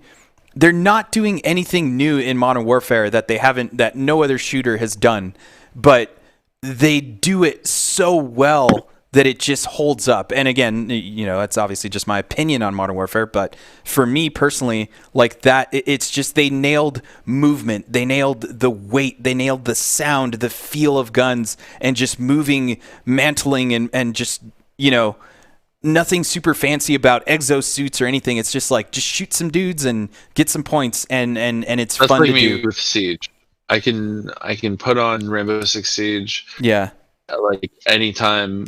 And that's my first-person shooter. Yeah. And you mentioned... Oh. Yeah, go ahead. You mentioned something earlier that I was thinking about. You mentioned that how you are part of this new band, and you had all these different bands before. Yeah. A lot of this also kind of feels like the vibe that you get when you're making music. If anyone here makes music before, there's this point where you feel like you're making that one track, and then you hit this wall. So whether it's a writing wall or it's a musical wall, where everything you've come up to that point feels like it's just a worthless piece, and that you're trying to contribute to something more, and you're feeling all of that like trapping side beside you, that your own work is never good enough to push you forward to the next thing. Yeah. And it's kind of that internal feeling that usually breaks bands apart, or someone feels like they are overconfident about it, so it breaks bands apart because they want to go to a rapid direction. It feels very parallel to that. And as soon as you were mentioning that, I remember back to the beginning of the conversation where you said you've been through a couple bands, and it kind of clicked for me is that you might have had that moment as well. In the music industry, absolutely. Yeah, 100,000%, man. That is the idea. And that's kind of where it got to a point where I just needed another creative outlet. And yeah, like make a video game. That's a weird tangent to jump over to, but it was just at the moment, like everything just worked out. Like the tools were there. I had messed with Unity a couple years before, and it was like, I don't understand this. I can't grasp this. And I think it was just that click of just a complete drop in maybe not inspiration, but just, like you're saying, you feel like you kind of maxed it out. And you're like, I there's nothing else I can do here. There's this wall that I just cannot penetrate. I need to move over some other route, And it was, you still had that energy to kind of create something. And I think that's what pulled me through the barrier that was there before, where I could not make a game. I could not understand what coding was. And this drive to kind of just figure something else out is what led me to be like, whatever it's going to take, I'm going to fucking learn whatever this is. And even to this day, like I'm not 100% sure of how to do certain things, but there's a drive there that is willing to push you through it, which is hopefully that explained it. Yeah. Yeah. I feel that a lot. Yeah. Yeah. Because motivation, 100%. It's like, yeah. Oh yeah. Like, and everyone think I'm this big competitor. Like, no, just whatever I put my mind to, I can do well. Yeah. Yeah. And yeah. Sorry, I was going to ask, do you plan on continuing learning to further yourself, and how? So you can figure out these issues in the future. Oh yeah, like when it comes to like game design stuff? Yeah. Oh yeah, dude, 100%. Because so the thing with music is I think I mentioned this earlier, is the idea that like I've done music so long that for me, the quality of the music is always subjective, but you can't deny that I can write a jam. You know what I mean? Like, and I don't mean you, but I just mean like in general, like I can write a song. No, I can write a jam. Fuck you. I can write a jam if I want you to. Just give me one time to learn and I can do it. I know, right? Yeah, dude, 100%. I mean, I self-taught myself how to. I'm self-taught in learning how to play the instruments that I play as well. Like no one, I didn't take a class to learn how to play guitar or play drums. I just kind of sat in front of them and listened to music and try to, do it. And somehow I became a drummer and a guitarist and whatever.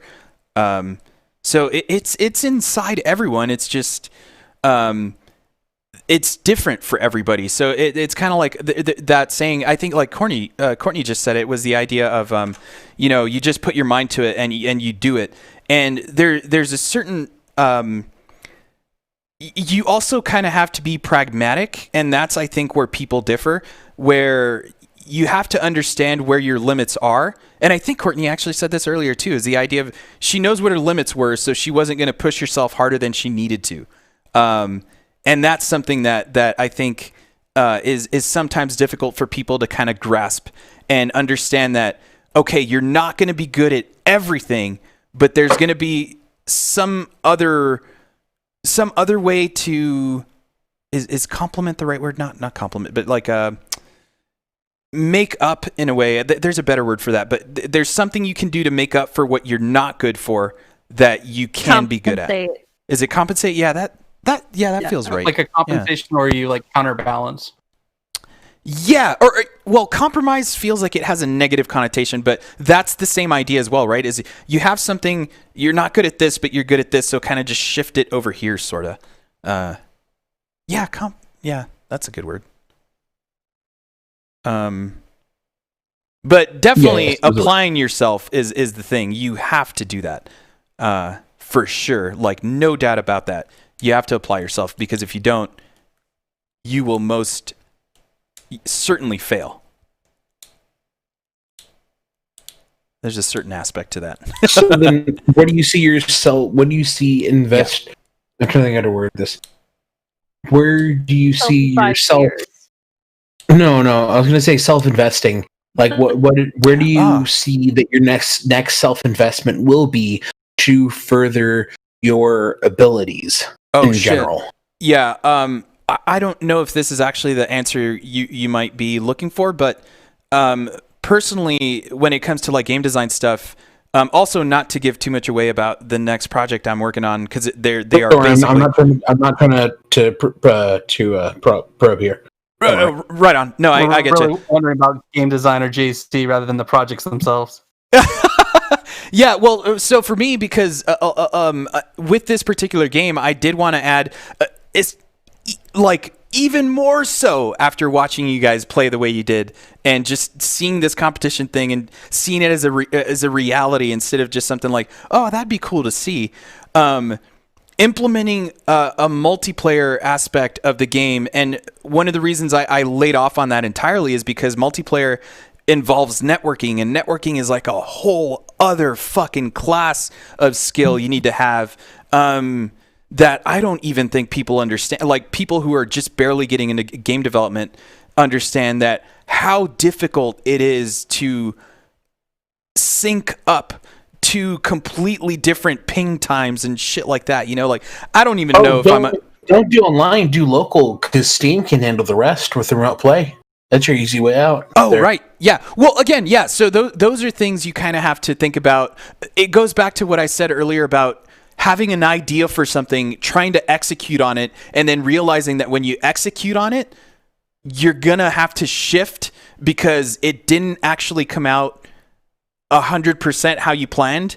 So that is going to have you kind of change the design a bit, right? But, you know, not to elaborate too long, but the I guess networking is the best way to put it, is how I plan to learn that to hopefully help implement what my next design is. Yeah. Okay. Yeah, that's I guess the best way I could put it. You're going to work towards in-game networking. You could say basically network connectivity. Yeah. In-game. Yeah. I hope that. Have you done a local before? No. So obviously the easiest way to go about it would be local. So any form of, I guess, multiplayer, because it still involves networking. The reason I try to stay away, or I don't know if it comes across this way, but what I mean is like the local multiplayer aspect. From what I hear about friends who are actually working on these games that are multiplayer and local and stuff like that, is that a lot of those games do really well at trade shows, because it creates this crowd around your game, and it's really the only time where you'll have 4 people on at one moment. I know you mentioned the Steam, the remote play thing. I don't know how reliable that is. It's very reliable. Is it? Okay. And then I know there's Parsec over in Europe. Oh wow. Okay. Yeah. I mean, we're talking like maybe a slightly higher ping, which you're talking maybe a tenth of a second delay in reaction time, or the quality can be different. But, you know, there's Parsec, there's a number of other, you know, LAN kind of, or virtual LAN programs out there as well. So right. The ability to do it is there. It's just kind of how you want to execute it, and, you know, all the investment with it as well. So I mean, I think that's a really cool idea.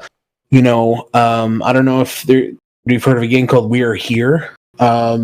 It's two people who are here, we were here, and we are here together.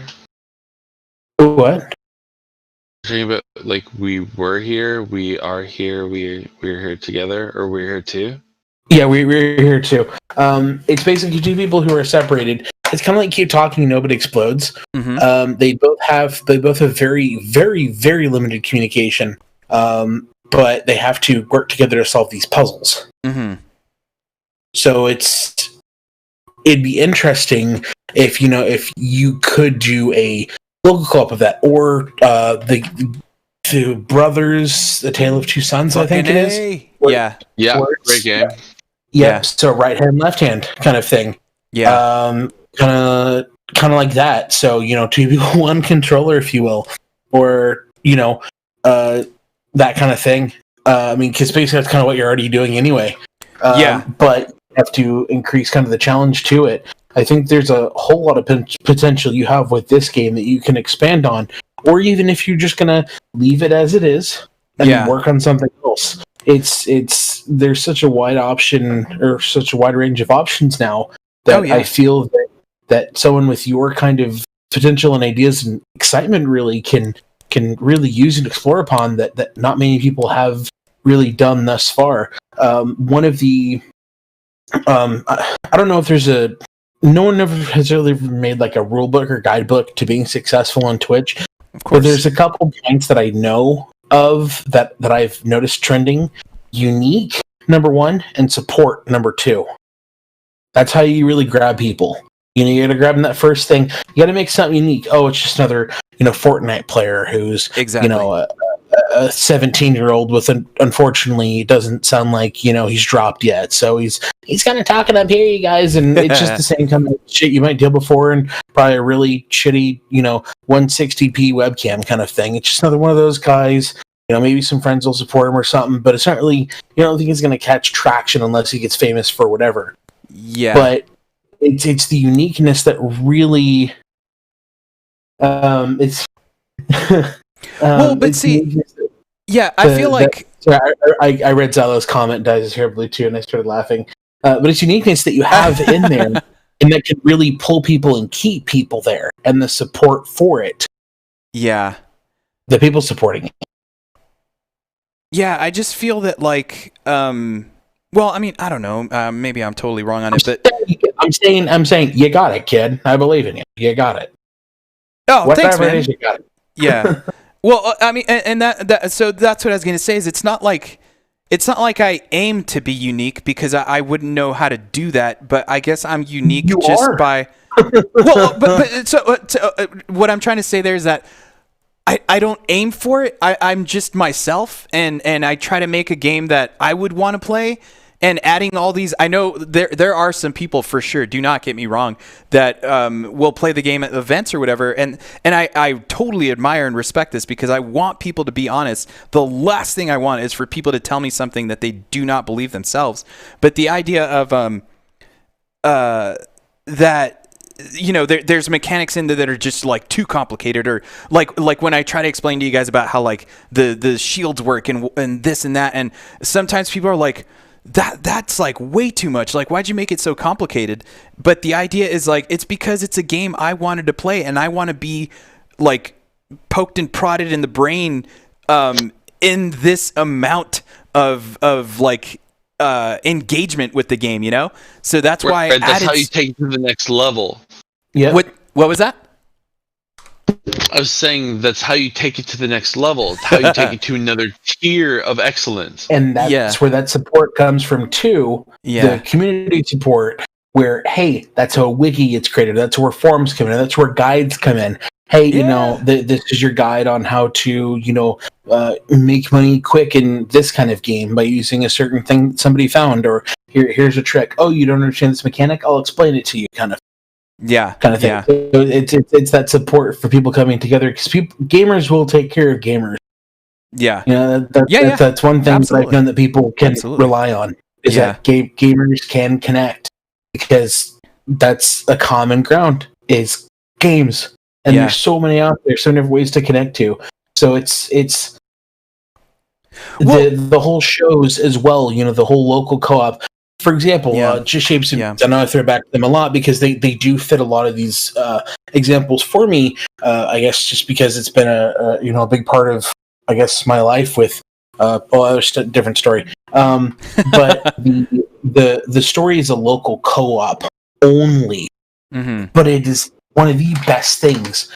I've asked Latch about it specifically, and without any words in this game, with literally just shapes and beats and a couple symbols representing swearing on a very comedic helicopter ride scene. It tells such a powerful story that it gets the feels going. And I admit, there are certain things that can really bring me to tears, and the ending of Just Shapes and Beats will do it. But don't expect it. Yeah. You don't expect it. I mean, there's a couple movies, there's a couple of songs that do, a couple things, in my life, but it's just that kind of that powerful, that simple yet strong. I'm a very emotional driven person, so I will feel things. That's how I generate so much hype, because I get into it. Yeah. I really feel, and I feel like I can connect with it, whatever it is, even if it's just something silly, like just shapes and beats. but it's such, knowing how the developer put so personal stuff in there. Like the 3 side characters represents his kids. He took the time to put those in there as well, and you took the time to represent your girlfriend in there as well. That's really meaningful. Yeah, it. But it doesn't beat you over the head with it, Exactly. Yeah. But what I was saying is that with the story mode being as impressive as it is, only being local co-op, people have found ways to share it with other people, such as the remote play. So I think with you saying, the multiplayer thing at only the expos, I think that's something that might not be as limiting anymore. There's, like I said, there's so many different mediums that have opened up now too as well. Yeah. And I think that you have a lot of options here to really express yourself. And you're saying that's something that you want to make. I'd say fuck it, why not? Yeah, I'm all for that. I have mad props for that. Thanks, man. Because I was actually going to ask you all who are here the idea of how much you guys look into, or not look into, but how much you guys prefer single player over like co-op kind of thing. That's not necessarily worded the way I want it to be. No, but I like the question. Yeah, okay. I really do like the question. I love co-op. Okay. Like, as much as I love co-op, like, I grew up on single player. I think that both aren't the only 2 categories that exist, but at the same time, both of them are equally important in the gaming industry. And, like, your issue with the statement "arcade is dead," I have an equal issue with like EA's claim that single player games are dead. Oh, right. Yeah. Like, EA made that claim, and the entire gaming industry tells a different story, and game sales tell a different story, and everything. Like, them making that claim and that statement was to try to push people in a specific direction, not a statement of what the actual numbers are showing. Because it's cheaper for them to make those games that they can support over longer periods of time over making games, like making individual games, individual single player games, individual story-based and arcade-based games, or adventure and action adventure-based games. Yeah. I feel like they made that statement so that they wouldn't have to continue. They were trying to artificially influence the industry rather than actually reading the direction the industry is going in. Yeah. Because they want to make the most money off of the cheapest game that they can make, and making new games every single year isn't making them the money that they want. Right, because they're greed driven. Yeah, because like multiplayer games. Yeah. What was that, D? Oh, saying, and unfortunately, that's a whole different story about game industry and where they're going with money driven. Right, and that's my issue with the what I call the bad players, like EA, Activision, Take-Two Entertainment. Yeah, which is I can't find. Oh, okay. It's kind of why I'm surprised at how well, or not well, they did in financially. I'm just saying how well they did with a like a remastered pretty much or redone Modern Warfare because they ended up making the whole Warzone thing free to play. But like they make some money off the season passes and stuff, which you do not have to buy at all to still enjoy Call of Duty. You know what I mean? Pay to win. Yeah, 100%. It's really just like buy some. Like I bought some fucking weapon pack that was like $10 just because the guns looked cool and it had a cool ass tracer pack that was just like a red, white, and blue thing because that was dumb as fuck, you know. But like it was like $10. But like how many people are doing this? You know that they're able to like sustain this like model of doing it. They give all the map packs for free. They made the game cross-platform, so there's never a lack of anyone to play with, which was probably like a Herculean task and a half.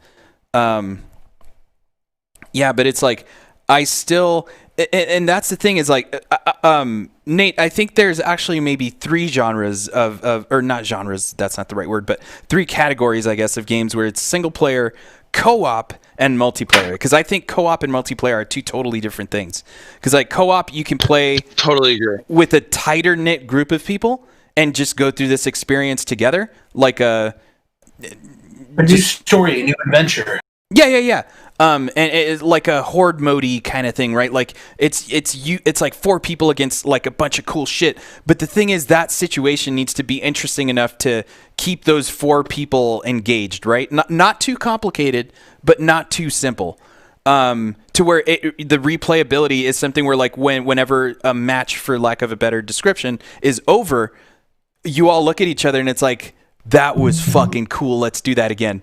You know, so you do it or whatever. And then there's the multiplayer, which is like you can technically still play single player because you can play Modern Warfare on your own. You don't need to play with a team. But you're playing with like, you know, 50 other people or whatever.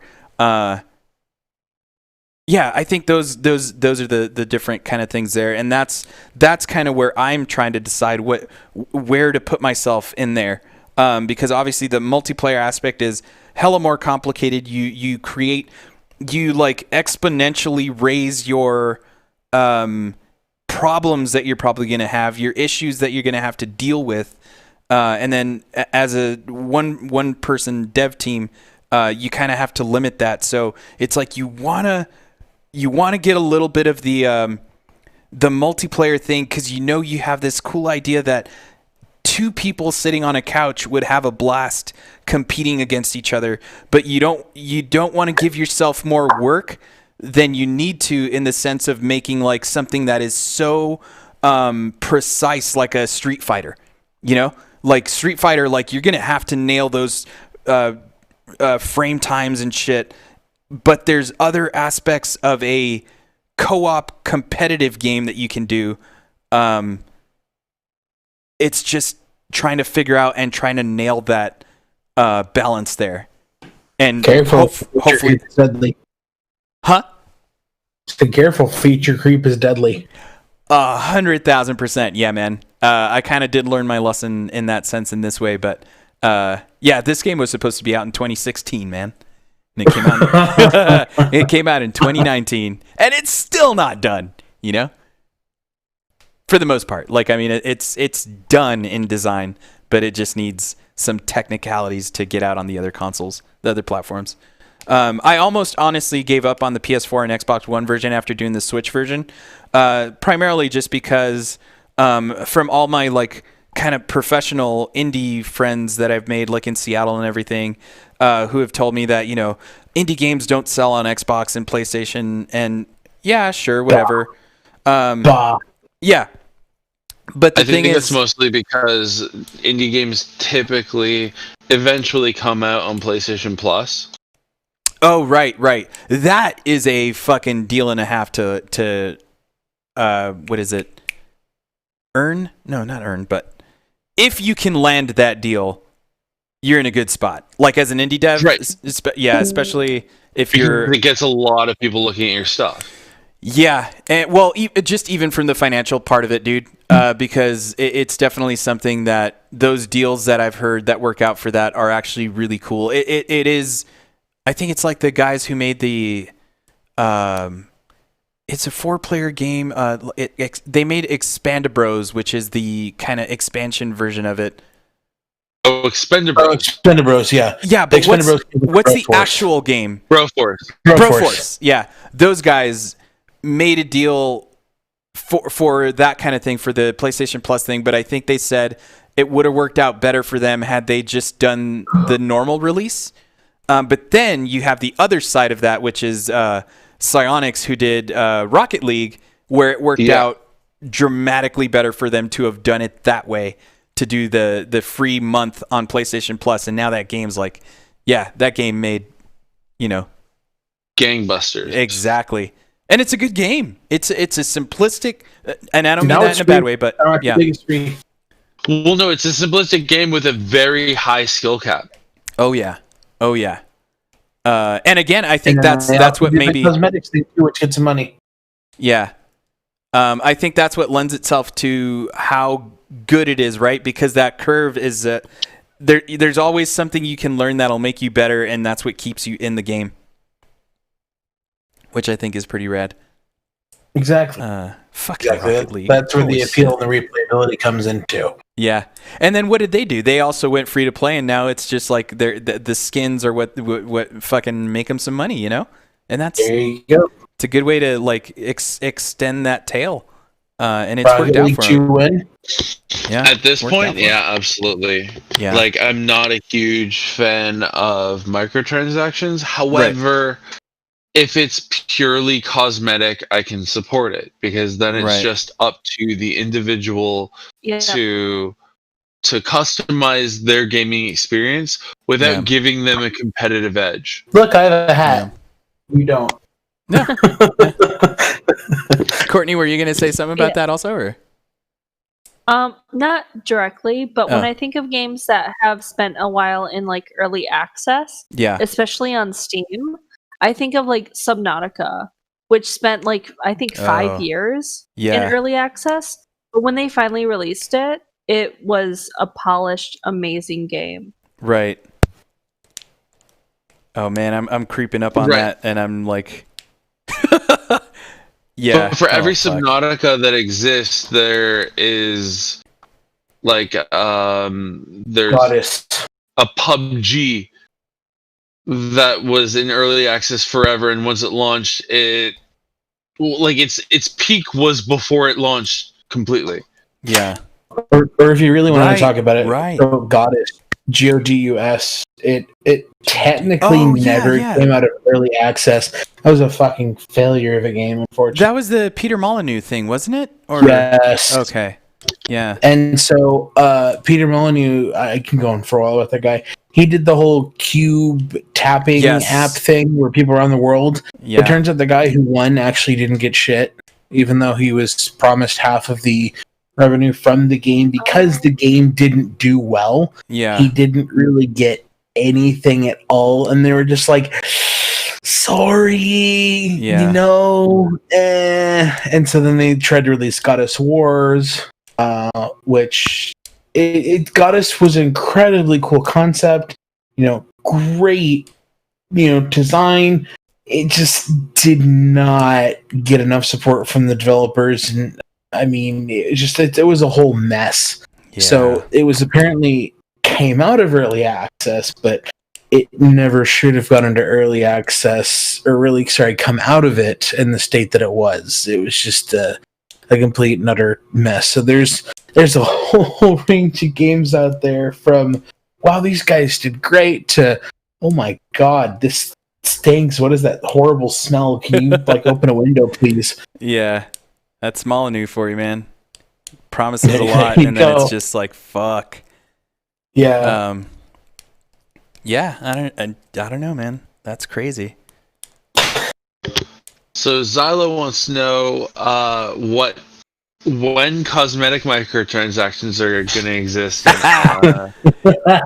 Dude, that's crazy, because you'll always get those people at like a PAX or something, like the kids who are into like the Fortnites and stuff, that are like, is this the only ship I can get, or can I get can I change it to purple? Like, you should add like these type, like, it's like, can I have a flower trail instead? Yeah, it's like, dude, do you understand how much work it is to like design all these different, fuck, man.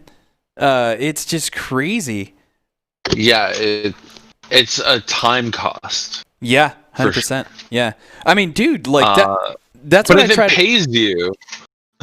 Yeah, well, but so that's kind of the thing, right? Is you kind of it obviously goes to the whole risk thing. Is the idea of like, if you're willing to put in the risk to think that this is going to be something, you're going to put in the work to get that return. I mean, that's a risk you're willing to take, but it goes back to the idea of like, know what your limits are. Like, if you cannot provide like Steam Workshop support and allow people to create their own ships and stuff like that, like, don't fucking promise it, man, because you're gonna end up with a fucking Molyneux situation. Ooh, that could be interesting. Steam Workshop could do.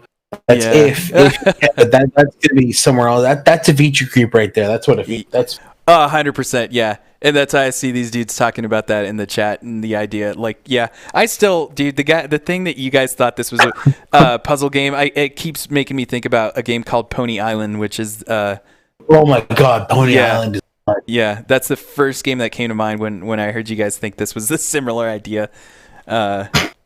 Yeah. Well, it's mostly because it was just hard to figure out. Yeah, and all that was just a fucking like glitch, like that opening menu shit. Yeah. I was like, oh no, what is this? Yeah, I was like, this game is a enigma wrapped inside of a.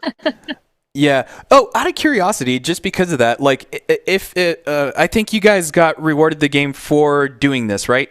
Like, I don't mean to put you guys on the spot of like, you guys didn't buy the game. I believe Courtney and I both we got the code from Koa before Stronghold started. Okay. Yes. Or like very shortly after. Okay, the only reason I bring that up is just because of the idea of had you guys, well, you kind of would have had to known that you were going to buy the game to begin with. But my point is the idea of like, had you guys bought the game and you read that first kind of disclaimer that I put up there. No refunds. Yeah. Well, I mean, like Steam obviously lets you refund the game within like, I think 2 hours, whatever. But yeah, would it have been something that you guys would have said like, okay, I respect this, cool, because that's my intention, right? Is I'm trying to be honest. So I'm trying to be honest about what the game is from the outset, and being like, this game's not going to hold your hand. It's fucking hard, but I put everything I could into making this game. Hopefully you appreciate it. Cool. I think because I think even on the Steam description, pretty much like on board with that. Like, I am not the type that like, if I decide to try a game, I'm going to like. The only time I've ever wanted to return a game was launch No Man's Sky. Get that. And that's it. Like, because they made a fuck ton of promises and did not deliver on launch. Oh yeah. They said on launch, this is going to be this way, and like all of these things are going to exist, and this, and all of those things were lies. It was no man's lie. And that's too easy. It's super easy. Yeah. But they made it. Well, they also made it easy. Yeah, of course, absolutely. But like your disclaimer, like anybody who makes the purchase, first of all, watch your trailer and watch like the game trailer and knows what they're walking into. They know they're up for a challenge. They know that, like, I'm assuming they know that there's a relatively steep learning curve, and they've just got to work at it to be really good and competitive at it. Right. It's that type of game that you have to work at in order to get better. It speaks to a very specific demographic of people that know that they're going to suck at first, like with most things, and there's not going to be a lot of hand-holding. and so like reading that, I off the bat I was like, I respect that. I respect that a lot. Yeah. Like that's not anything that I would be like, oh, I'm offended by this. Right on. Yeah. One of the main reasons I bring that up also is because for the past, like, I would say the past 3 or 4 months, I've been trying to get a demo approved on the Nintendo eShop, but Nintendo's certification process is a fucking nightmare. And again, because this is a live stream, I can't talk too much about the details of that. But I've been failing the certification on the demo, even though the fucking game itself is out. The reason I thought of making a demo was because I had to make the demo, like I mentioned earlier, for the Xbox Game Fest thing that I was a part of. And because of that, I'm like, okay, well, I have this demo. What I've noticed at events is that I realize that the people who are kind of immediately turned off by the idea that you're doing two things at once. Turned off is too harsh of a word. It's more the idea that they doubt themselves, right? It's that like, oh, I can't do this. But when I get them to try it, like I just say, just give it a shot. Like try it, because immediately you will know whether it clicks with you or not. A lot of those people, like I said, end up turning around and thinking like, oh my God, this game's cool. Like it's challenging. It's fun, whatever. So my thought process behind that was like, well, what if I make a demo that does the exact same thing? It still drops them into the game without any like training necessarily, but all the videos are available in the tutorial, or I'm sorry, in the demo version. What if I do that and release that, and then hoping that is what makes them say, all right, yeah, I'll give this game a shot, and hoping to turn those into sales, because when the game is just sitting there, it doesn't really sell. And I've gotten a lot of feedback about like, oh, well, the how-to trailer is maybe too long or whatever. Everyone gives me all these different feedback, and I listen to it, but it's just kind of like, there's only so much I can do about that, I'm of the camp that I think a demo goes a long way. Right. Okay. Especially if it's long enough to get you like to give you a good grasp of what the game is like. Right.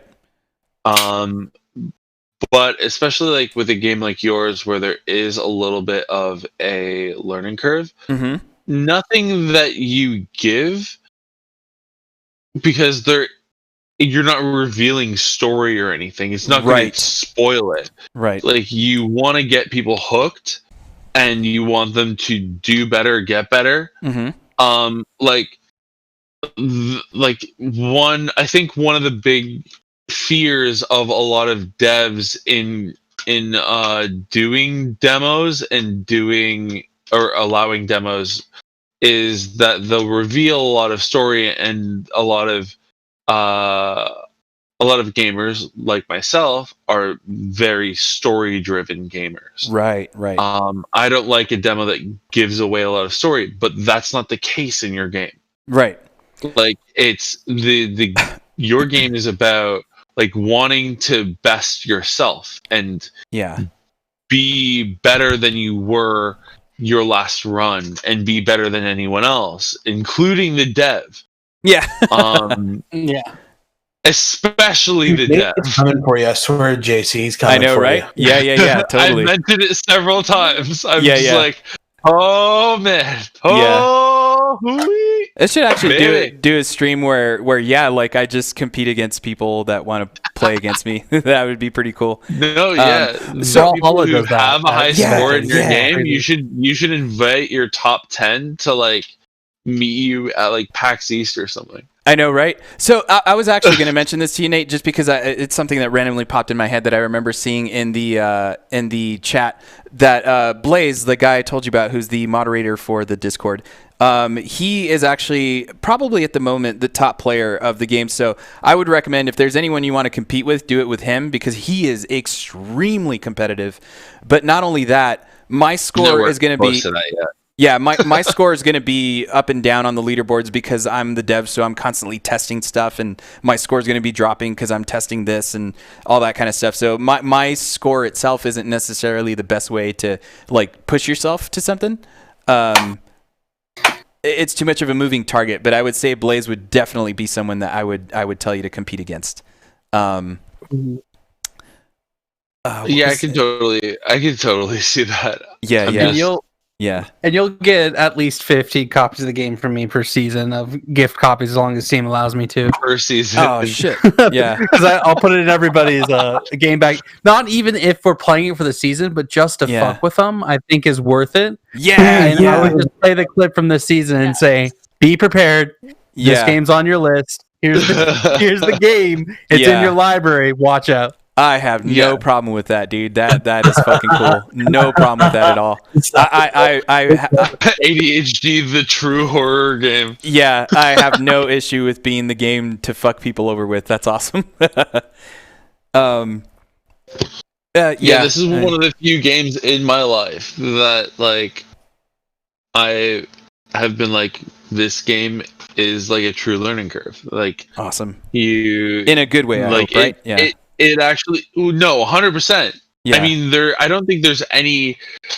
I'm the type of person where I love a challenge. Mm-hmm. I'm a very competitive person. I grew up in team sports and in gaming, and when presented with a challenge, like I actively like was stressed going into this, and I canceled plans, and I'm glad I canceled plans to prep for this because I don't think I would have felt confident.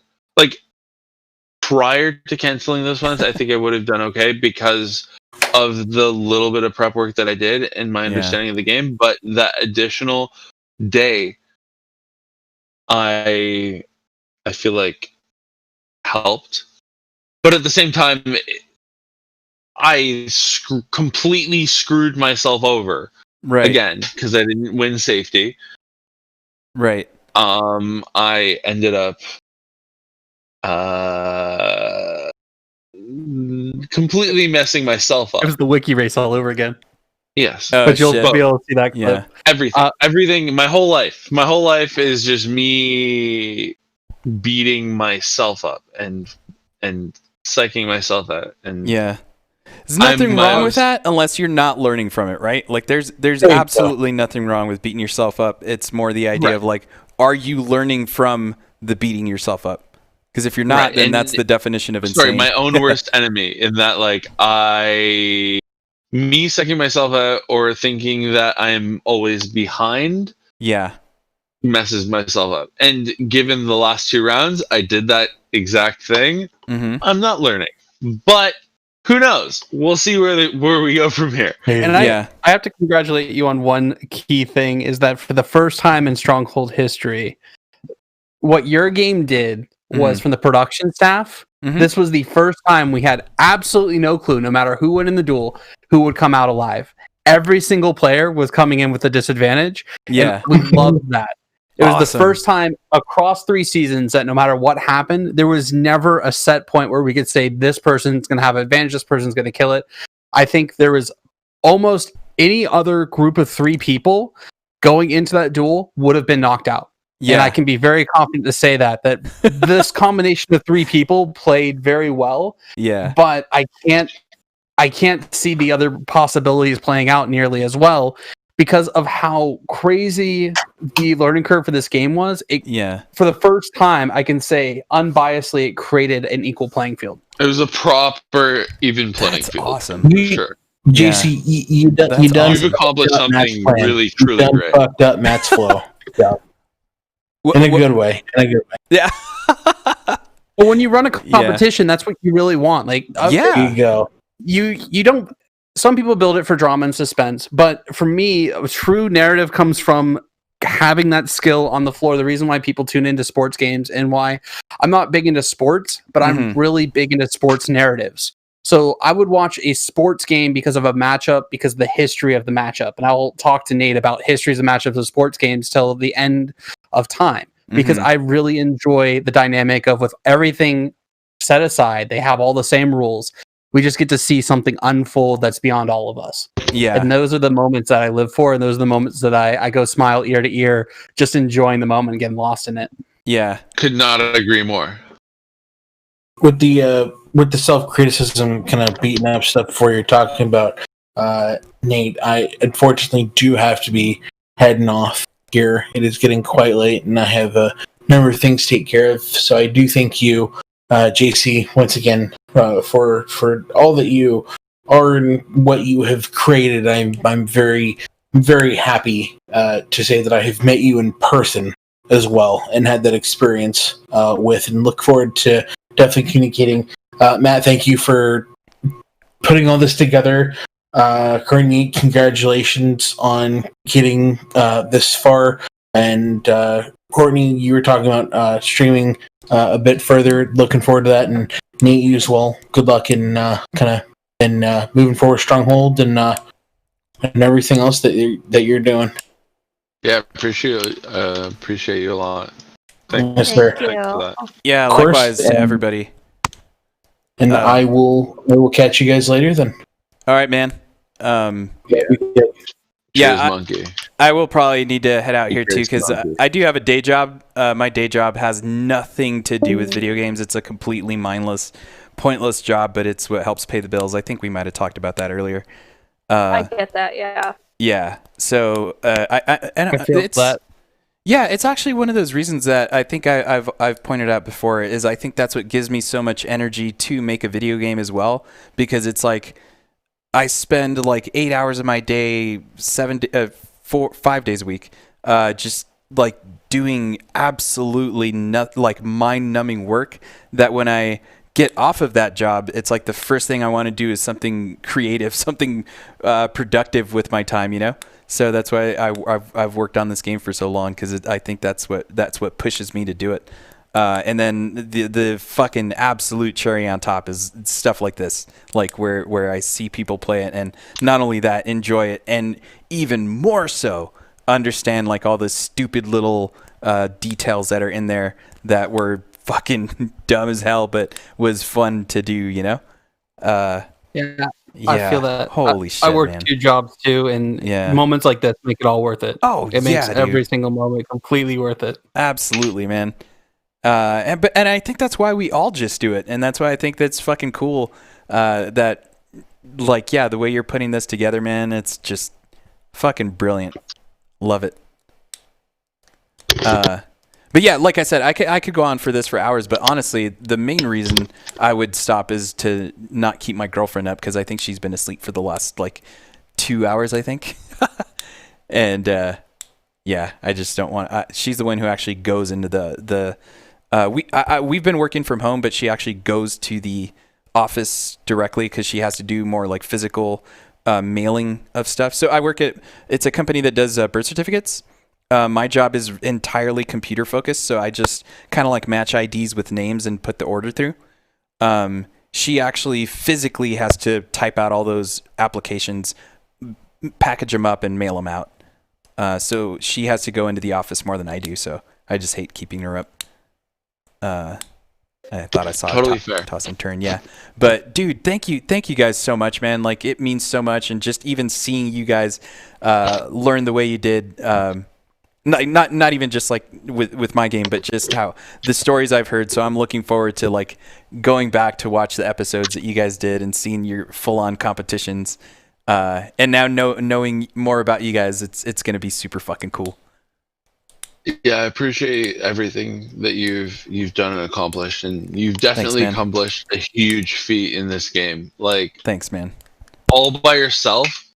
Yeah. Creating a game with this much depth. Absolutely incredible. You have everything to be proud of. Thanks, man. I really look forward to playing more of this game, but also what you come up with in the future. Awesome. Yeah, I'm looking forward to see how if I can even pull off what that second design is. All I can say is you've well earned yourself several fans. Thanks, man. It means a lot. Again, from a game design dropout, means more than you guys can imagine. I feel like it did you more of a service than a disservice, because it makes you think outside the box, and like you don't just follow conventions. Yeah, like, it really makes you. It's an asset. Yeah, I mean, exactly, dude. And this is a whole other conversation we could have. But it's definitely, if those conventions were even given to me in the first place by going to college for it, you know what I mean? That's a whole other. That's kind of what my panels are about. Is the idea of how none of that was taught to me at school, and I had to teach myself a lot of this stuff. Sometimes the right mind and the right scenario and the right situation creates gold. Absolutely, man. 100%. Take that to the grave, y'all. Yeah. All right. Great chatting with you. I got to go to bed too. Yeah, likewise. Thank you guys again. Courtney, it was good meeting you. Matt, all of you guys, good luck with everything. Thank you, JC. Yeah. Absolutely. Have a great night, everyone. Likewise. Good night, folks. Night. See you, folks. Gonna go ahead and fade to black here. It was a blast.